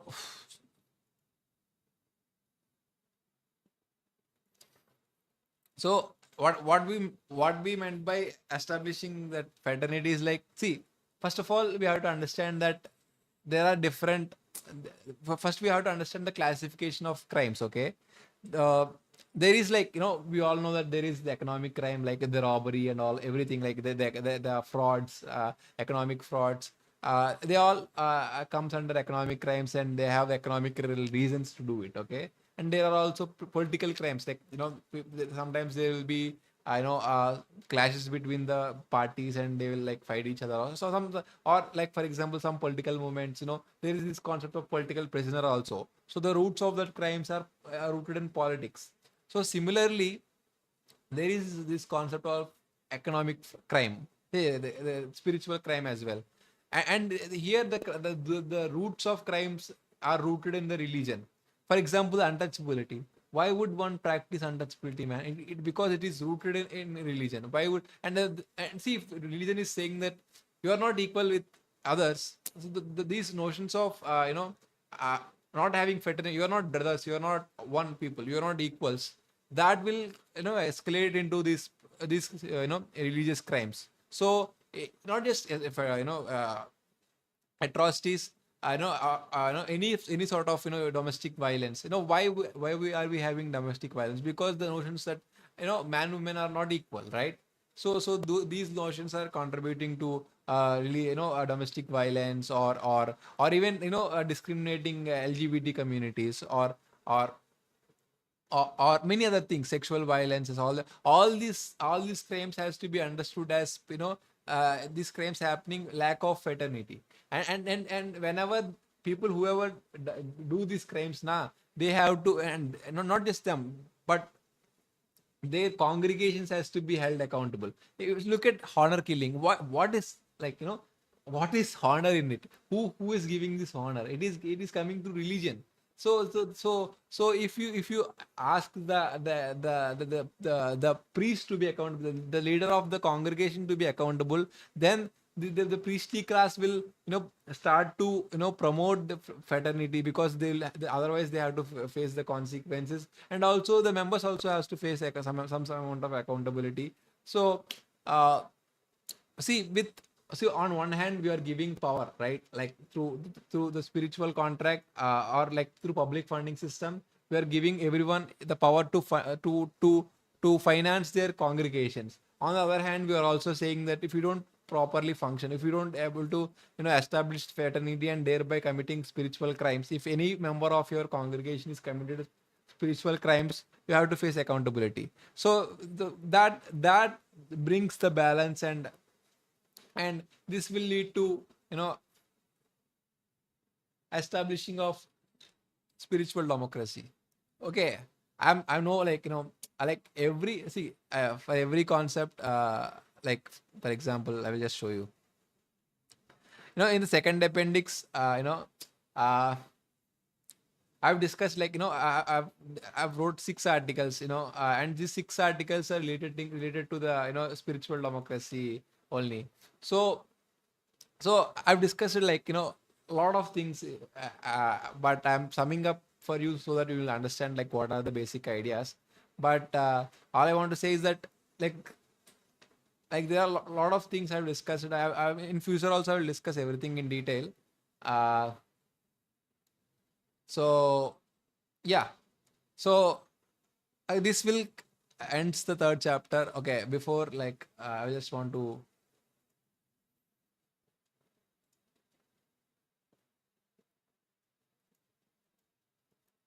quickly revise the third chapter. Okay, yeah. See, in this chapter, in the first part, we just looked at the trade and the conventional idea of secularism. In the second part, we aim to we aim to uh, remove the influence of economics within the state through public funding system, so that everyone have equal fund value within like, everyone will be having equal status within the politics.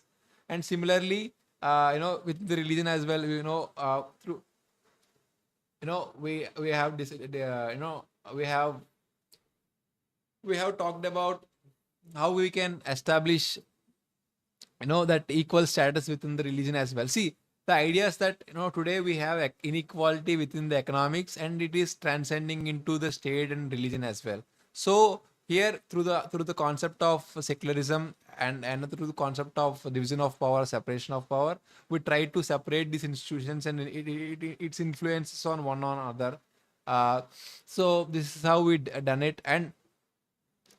And it's also like, we made them public institutions. So far only state has been the public institution. The political parties and the congregations are remained as private institutions. But here I tried to, no I no I tried to extend the idea of modern taxation to the political parties and congregations as well. So thereby we constructed this, you know uh, public institutions with the base of taxations and public funding system. So see, I don't know how, like, you're feeling right now when I'm telling you, but just take a moment and think for yourself that how big change that we can establish. Like, if everyone has equal status with both in state, within politics and in the spirituality. I don't know, like, then we can't complain about resources, right? Like, everyone has equal resources. Everyone has equal resources. Have you are you understanding what does it even mean? So it's gonna change a lot of things. You see, we're going to remove all. See, there is no necessity to do corruption at that time. There is no necessity to do anything. So I'm like, whenever I think this concept will contribute to, like, it's gonna change the lives of 150 crore people in this country, and then to the rest of the world as well. You know, I'll get goosebumps. And I think these and I'm writing this book or writing these ideas for quite a long time. I know these are the only thoughts that that kept me going, because you're going to change. These ideas going to change the lives of these many people. And what else I can ask for? If any one of these idea get implemented, I think my life got some meaning. Uh, I got this feeling that I couldn't able to explain them properly, because to explain them I need to take a lot of time, which I will do it in the future in the next videos to come. But for now, I hope I presented the basic idea. Okay, let's just move on to the next chapters.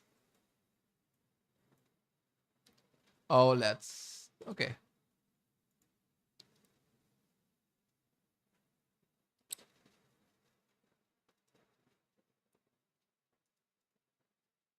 Whew. So if you look at it, the title of the fourth chapter is Middle Path. So, like, if you like the people who have this knowledge in Buddhism, are familiar with the idea of middle path. See, like, when India has, at the time of Buddha, there are like these two counter polar, like two opposite like extremes, within India, like, where one side we have this, like, a pre-Buddha Brahminism, which is extremely violent. They used to execute, they used to sacrifice like a lot of animals in one event, and on the other hand, in reaction to this, there is this Jainism, who followed the extreme non-violent. Even they used to think that tilling the land is violent. Even no, no. They used to they went in the extreme opposite direction, the complete non-violence. Which is also not sustainable. We can't live like, like, no production will happen if you opt those methods. So in those situations, Buddha has opted a middle path. He thought, he said that, killing for sake of these spiritual reasons is bad. We can't sacrifice these animals' lives for spiritual purpose, but we can kill them for the food. Killing them for the food is not violence. So with that understanding, India has moved from pastoral economy to the agrarian economy, and see, and this idea of middle path is very, is very what I call, like, is a game changing path. And I think I have applied it in the economics as well, because today, on one hand you have capitalism, where there is extreme concentration of wealth and extreme levels of inequality. On the other hand, you have socialism, where there is extreme concentration of power. Like the idea of like if you look at China or Russia, it resembles that, right? The concentration of power is so extreme within this the concept of dictatorship of proletariat. All of these things are like moving moving in that direction only. So in this situation, I thought adopting Buddha's middle path is the best way. I know. So we need not need to opt any one of those paths, since both of them have extreme nature. So we can rationally find a middle path where we can got which is the most productive part, with which we can change, which will work, which will work for everyone. So, okay, yeah. So and and from there, I've understood, see, since we already discussed that,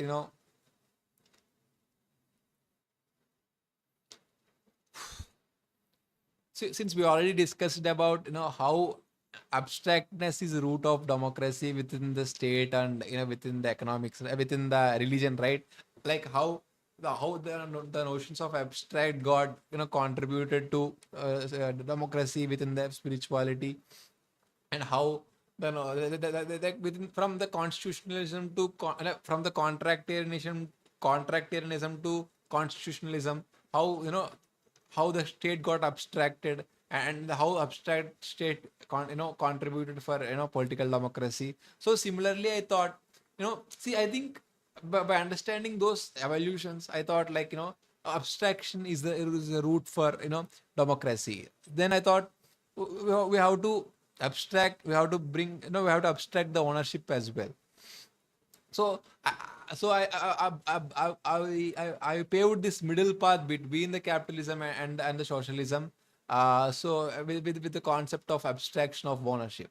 So yeah, and also, see, the problems with socialism is that they're using the institutions of state to run the economy, and it is not the best idea, because see, you can't run every means of production through state, okay? And that planning, the central planning is also it's not a completely, it is a state institution, okay? If there is no state support for central planning, there is nothing, it doesn't mean anything. So I thought, like, it is also important to create that separate economic institutions. So I end up creating three institutions, like banks, companies or enterprises, and then offices of criticism. Okay, I'll explain this very carefully. Listen very carefully. So we got banks, okay? So I thought, like, we got to separate the powers, okay, the idea of secularism is applied here as well. Here we got three institutions, and we are separating this power, we're distributing the power so that they won't get corrupted. And the powers, like the duties of bank is that they have this power to finance, they can finance, they can sanction, for, if, for example, if someone, they can sanction resources to companies, okay? But they can't do expenditure on their own. So banks, okay, let me put this slide, okay? Yeah, I've talked about these things, right? Okay, I've talked about these things as well. Abstract god leads to abstraction of spiritual democracy. Abstraction of ownership is what.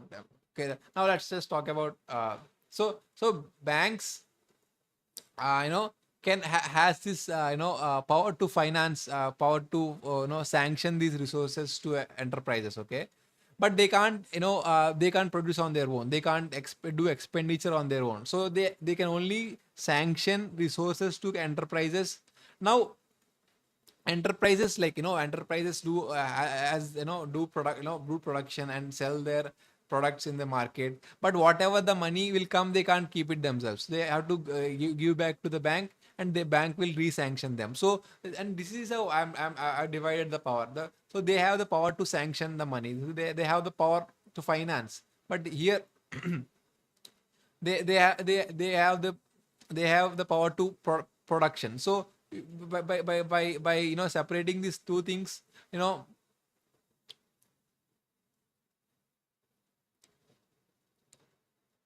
you can have that separation of power. And office of criticism is that we need one institution which overuse, which look at the uh, process of production, and from the employee perspective, they are similar to that worker unions, but they will do a even better, a larger responsibility than them, because they have to see, like, look at, like, they have to review the process of production, and they have to look at, like, what is the working place conditions are, like, what are the how it is costing the affecting the environment also. And uh, and like all, like, they'll look at, like, all these things, and they will report to bank, like, so it is not just about performance at the marketplace, but also the values with they are doing production also. So this is how I've distributed the powers, and these their report is also considered when bank is financing. So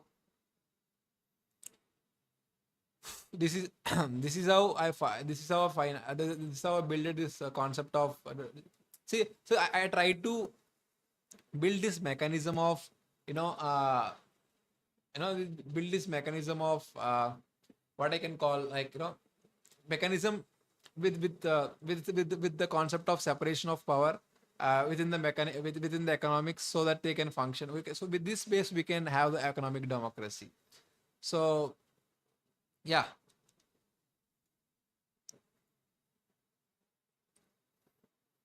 So see, within this like within whatever I, like, whatever the three institution formula I've discussed it with you, within this with this base, like, we can have this democratic stage of economics, because everyone, see, to establish an enterprise, everyone has to go through a same process, right? So like, so to establish, so like everyone has to come up with an idea, and then they have to present to the bank, and they will get some, the funds will be sanctioned there. And okay, I've also and this, like, the mechanism of production, of the process of production, I also discussed a couple of production models, like, a couple of processes.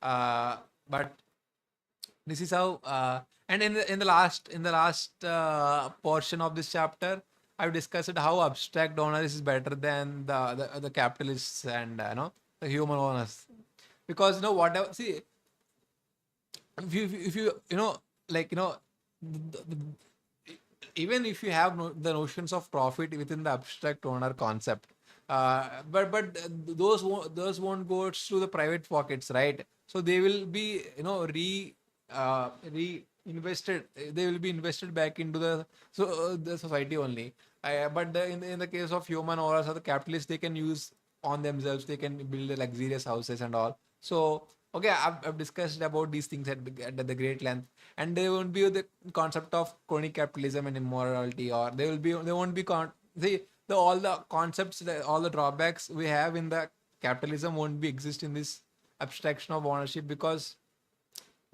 you know there won't be anything of that. And lastly, I said that, coming to that middle path thing, see, socialism is promising equality, but they are asking at the expense of liberty.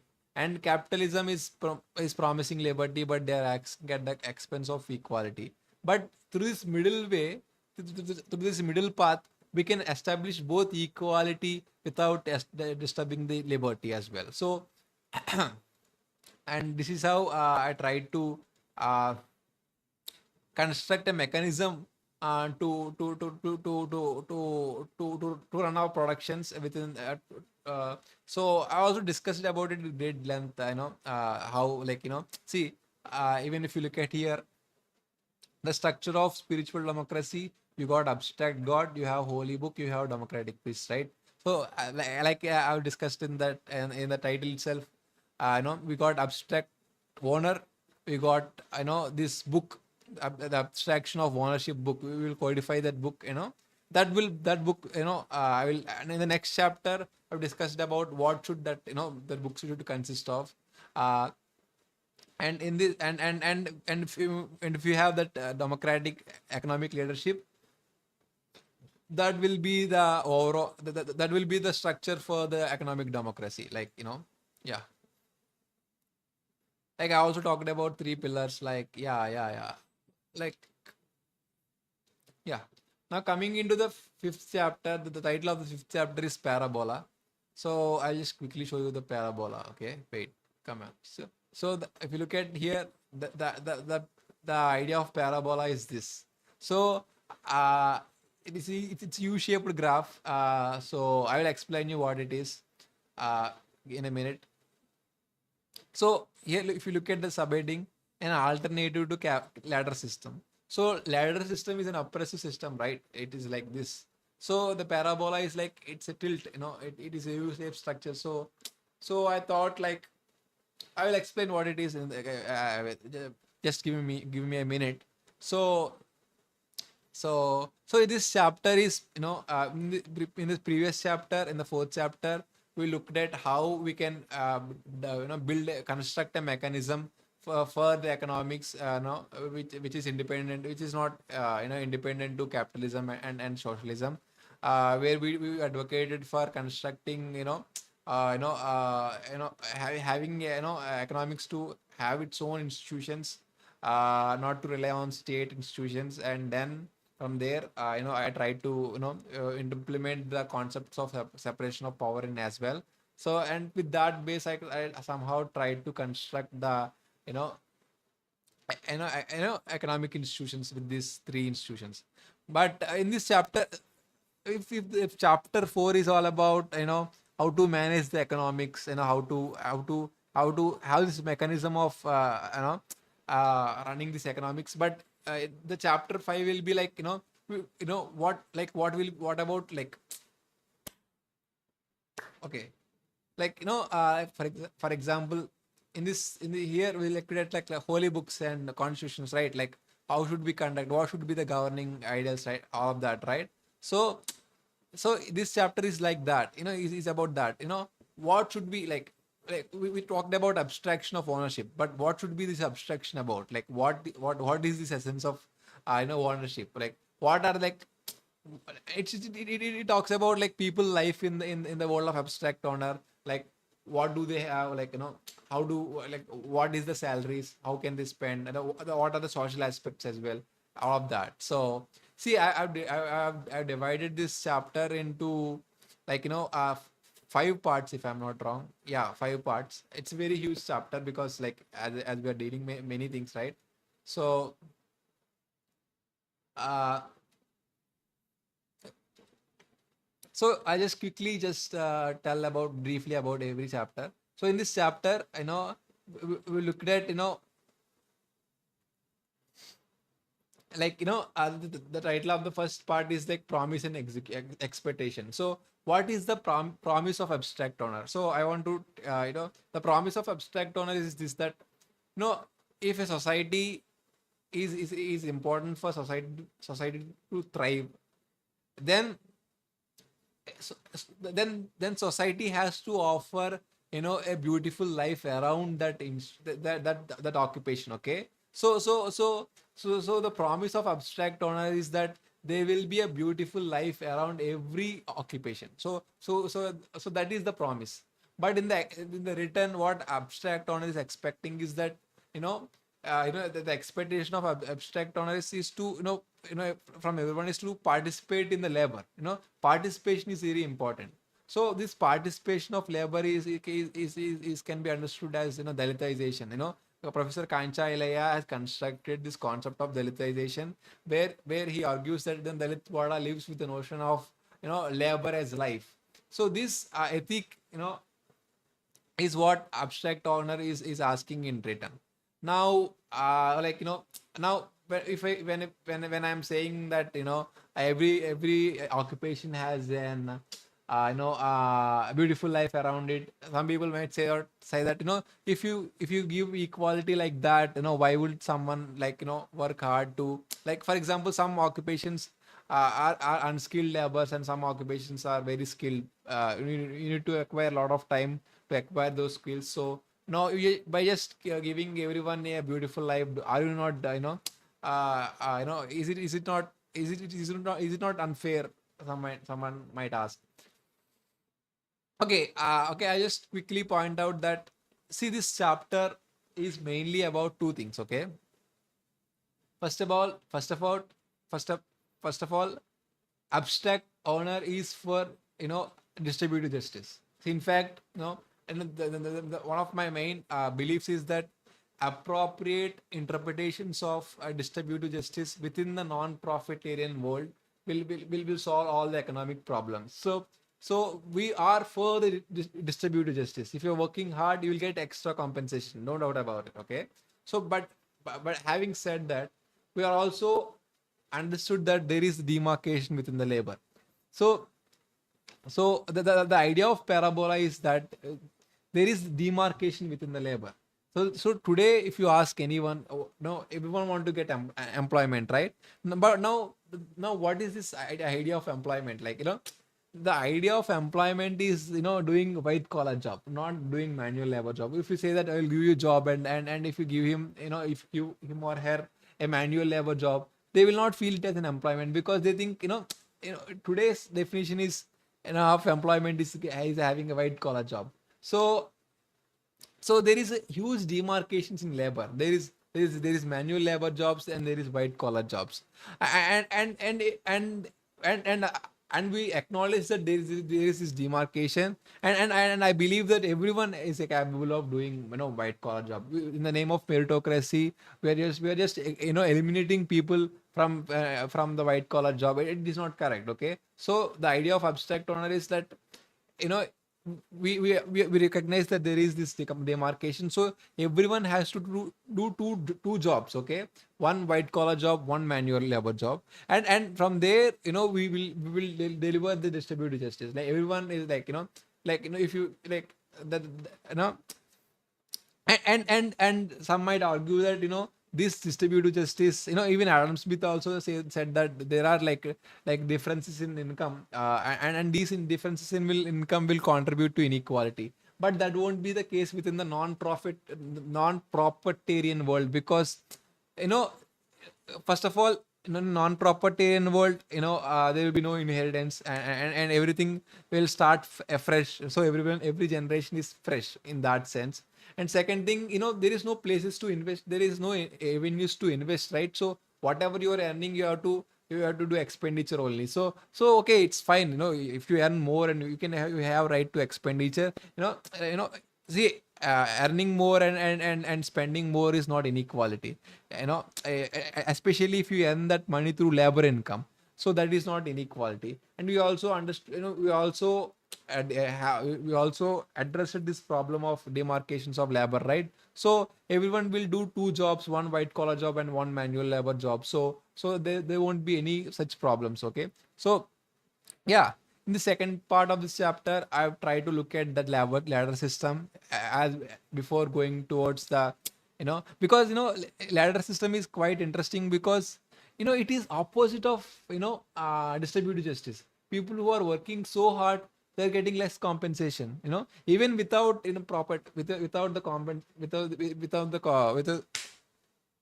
without the concept of property only. Just looking at the income only, if you look at, it is complete opposite of distributive justice.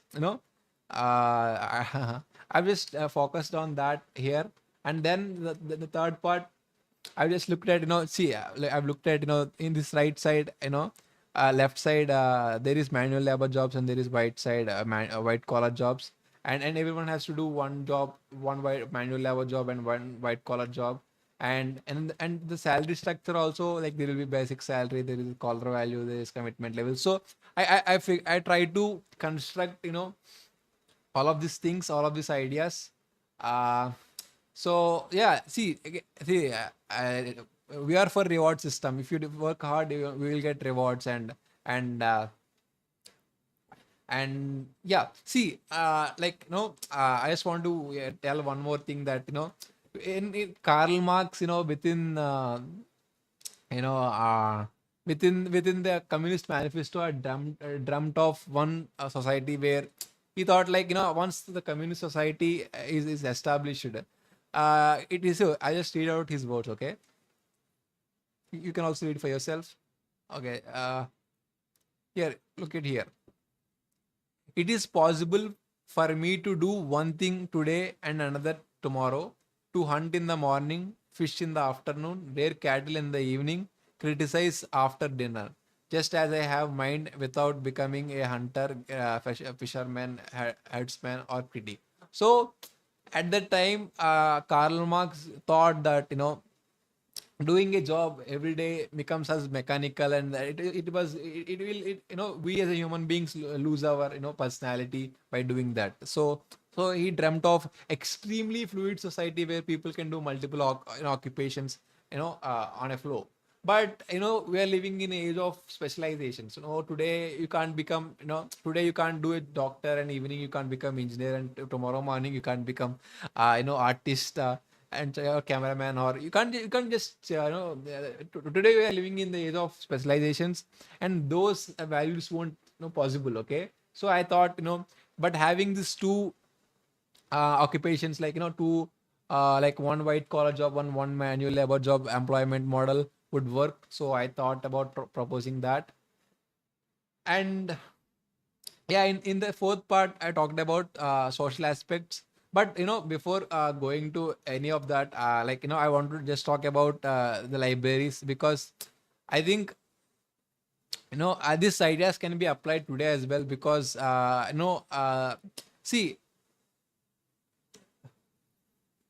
like, the idea of library is to, is to create that social democracy. What is social democracy?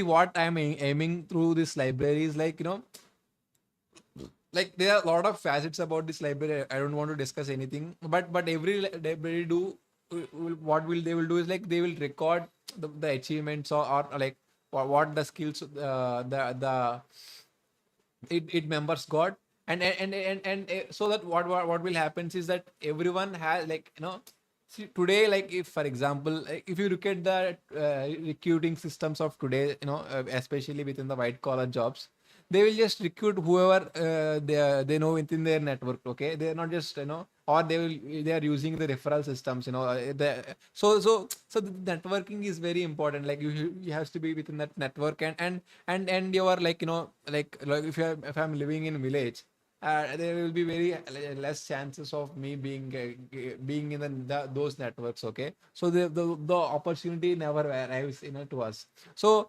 what we are saying is, like, we want to create this network system where everyone has equal status, because through the institutions of library we are creating this network.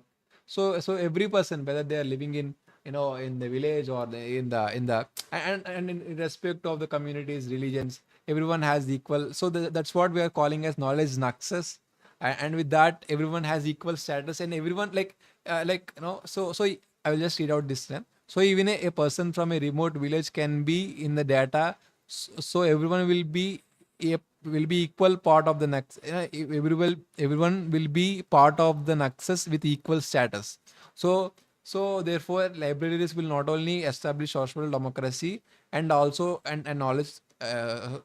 Libraries not only establish social democracy and knowledge society, but also knowledge nexus with equal status. So these are the things. So I try to, like, formulate, like, I have like 9 institutions, and like, I also discussed about the idea of settlements as well, because within the non-propertarian world, people will just, migrate, right? There is always this concept of migration. There is no concept of property. So I formulated, like, there is this native area, so we can only move within the native area only.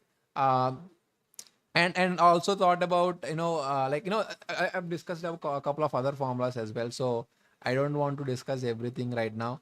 And in lastly, microeconomics and microeconomics, like, how can you spend this money, and I talked about how will be the housing policy, like, like, I see, you know see, the idea of distributive justice, like if people are spending more money, like earning more money, they have to spend it right. If you don't give them the avenues to spend it, then then there will be no meaning of that money. So I've tried to design the markets, like for everything, from from big purchases, to essential goods, to service sector, to like uh like how can someone spend their money, what, like, yeah, I've wrote everything in so much detail. You have to check it for yourself. I mean, okay, lastly, in the last let me check how much time did I stream so far. Okay, it's crossing 2 hours. We just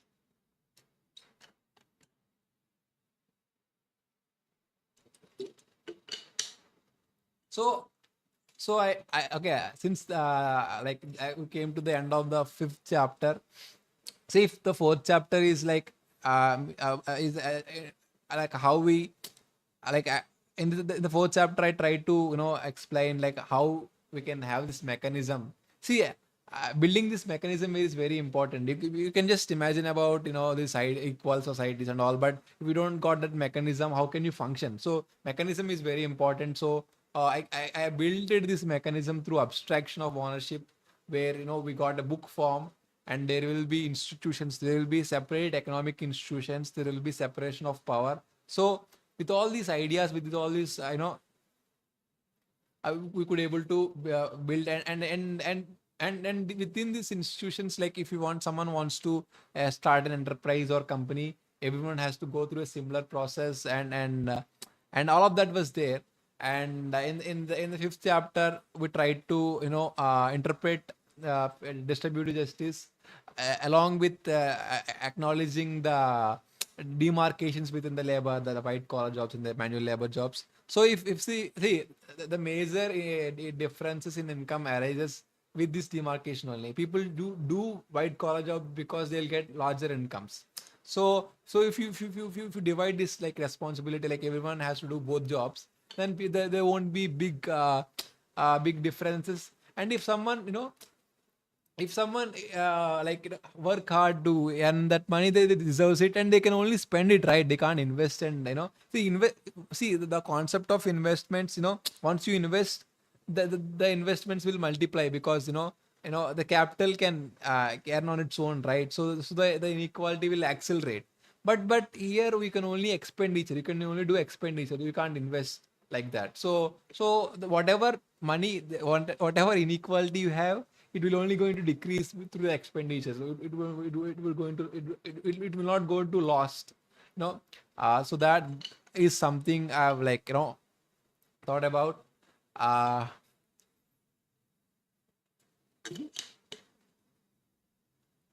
uh, yeah. So yeah, coming to the fifth last chapter, route map. So this chapter is mainly about since we discussed about this in this fourth chapter we discussed about the mechanism, and fifth chapter we discussed about the interpretations of distributive justice and demarcation within the labor.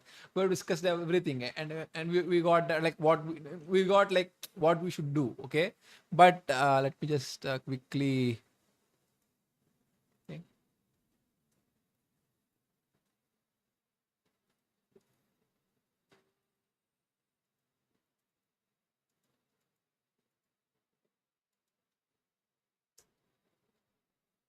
So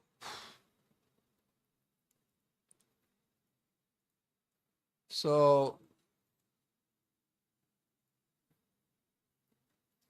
yeah, in this chapter I tried to look at how to like make these ideas into a reality. A route map is like what is the way forward, like how can we bring it. So I thought I've said that anti-caste movement is the correct movement to bring this change. But then I also discussed about the drawbacks within the anti-caste movement. See, I thought like, I've come from a tiller background, right? Who falls and you, though we fall under Shudras, but there is this. We also categorize it as dominant caste because we got the right to property within the colonial rule. So we also like own land, and not everyone in the community own land. My father is an ironsmith. He has worked as 16 years as an ironsmith. So we also participate. Like our people also participate in production. But yeah, relatively we got wealth, and me critiquing anti-caste movement, or me critically analyzing anti-caste movement, is I have to do it sensitively because it is I, but I thought like, what, I have to honestly put my opinions out there, but I'm also not critiquing for sake of critiquing it. Okay, I'm just critiquing so that we can uh, work in those areas, and improve from there. And my main criticism is that within the anti-caste movement there is no recognition on they're not recognizing the demarcations so far, like the demarcations within the labor, they haven't recognized it so far. And even within the anti-caste movements, like within the communist movements also, they haven't recognizing the demarcations between the manual labor jobs and white collar jobs. So this is the one thing we need to have before going to the route map. uh so yeah, first part of this chapter I've dedicated to like where are the areas we have to improve and all. And from here, like the route map. So I've started like where should we get initial funds, and where should we invest those initial funds, like where should we start from. Like like I've like I can't explain everything right now because I'm already like uh what I can say, I'm very tired. I'm speaking for 2 hours right now, so I'm like tired, so tired. But I think you get. I will make a video, another video. But the thing is like, uh, uh, I've designed this this pathway in such a way that like there will be three stages. First milestone is faith building stage, where you're gonna like you're gonna expand, and you also deliver those promises, like abstract owner has promised few things, right? You have to deliver those promises. And then there will be initiation phase, integration phase, where you integrate people. And then there will be democratic revolution, where people so for everything I've given like lot of explanation. So maybe I will make another video especially to cover the like last three chapters. But I hope I've given, like I've presented you like like the basic idea behind these things. So like see, the last chapter is really very I've put a lot of thought into it, like since uh, the reason why I'm not discussing now is because I don't know how to briefly communicate this. But what I did is like I understood like which sectors have most profit. So if you first start from their sectors, like I call I like what I'm calling it as like uh first I quickly tell the order. Okay, so first of all, I classified the service sector into two types. One is like the mass service sector, which constitute of as a software sector, mass media, and all of the other things, which has huge profits. If we first start from there, and then the commerce, how we can go into commerce, and how we can from there we can rest of the service sector, how we can enter into the rest of the service sector, and then how we can enter into the construction industry, and how we can enter into the how we can eventually replace the capitalism. So okay, I will just want to tell, okay, I'll just tell one thing. Bef- Wait, I'm just searching for it. Okay, roadmap. Okay, I think somewhere it is here. Okay. Okay, three stages of transition. Okay, the first stage is like competition. Okay, there will be these three not stages of transition from capitalism to the abstract owner. And the first stage is the first stage is that today that there is the competition between the capitalism, right? Between the different companies in between within the capitalism, and in the second stage we're going to have competition between the capitalism and abstract owner, and in the last stage there will be competition within the abstract owner. So what the idea of competition is that having multiple options so people can choose every time. And we also got, I also formulated the concept of uh, economic contract, which I will discuss again in another video. Yeah, so I'm just looking at everything, and yeah, everything is good. I will explain everything in detail some other time. So I hope you already got to know, some idea by now. So yeah, before like ending the stream, I just want to like read this last para.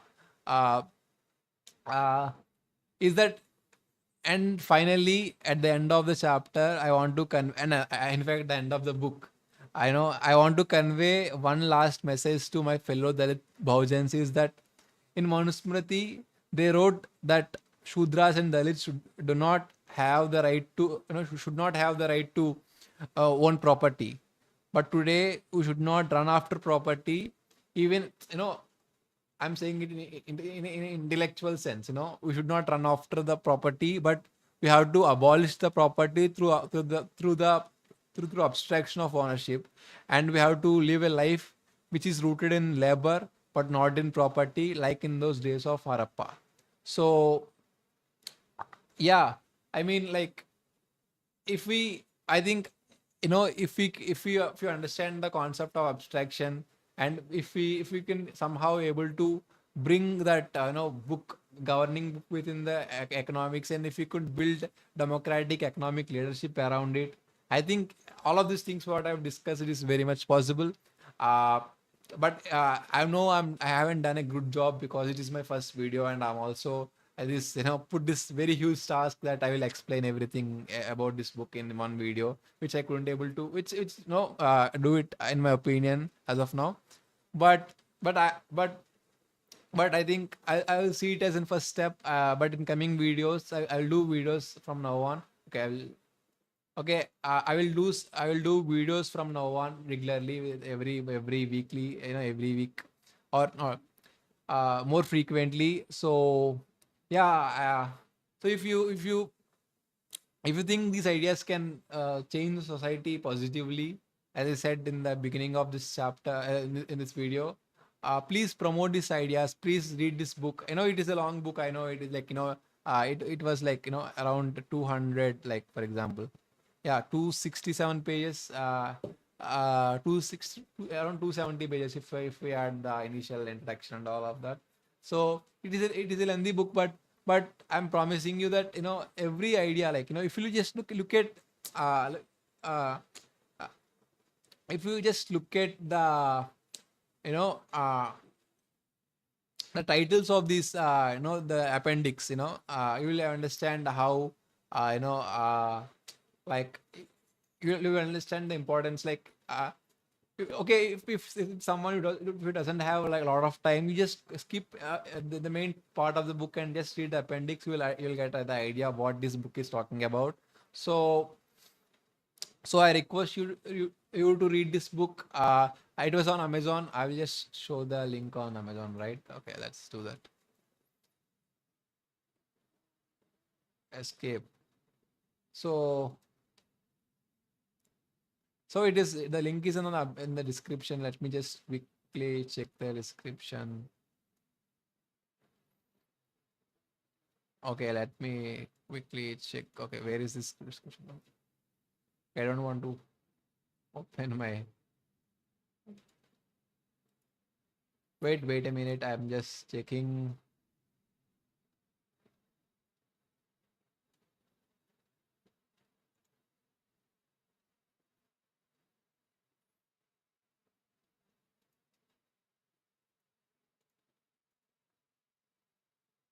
Hold a minute. Hold a minute.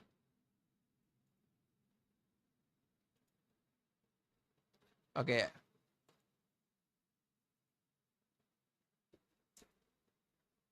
So yeah, if you could see this, like, this is the book. It was in the link is in the description, so you can buy this book. It was like app, like, the Kindle version is only 50 rupees, so you can check this book. Yeah, that's all from my side. See, I just, one thing I want to add, one more thing, that no one in my surroundings, so no one in my family ever wrote a book before.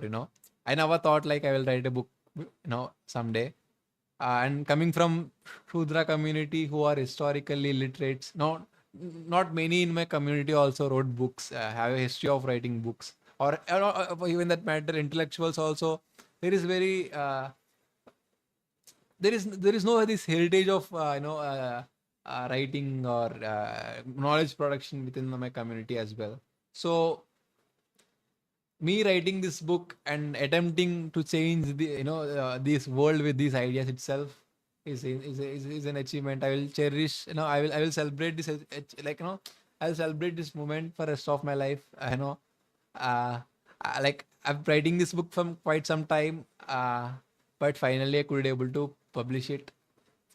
uh if I don't know, like, I don't know whether I will see the changes what I'm hoping in this life or not, but but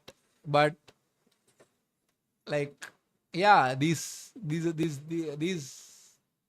I don't know, like, I'm losing. I'm not, I don't know what I'm talking like. I'm just thinking I'm getting too much emotional. Okay, it's fine. You can buy this book. Yeah, that's all for today. Hope you all read this book. And also I will upload, you know uh I will upload videos regarding, like, I will select small topics and I will talk them in detail so that you will get even better idea. So yeah, that's it for today. Yeah, thank you. Bye. Jai Bhim.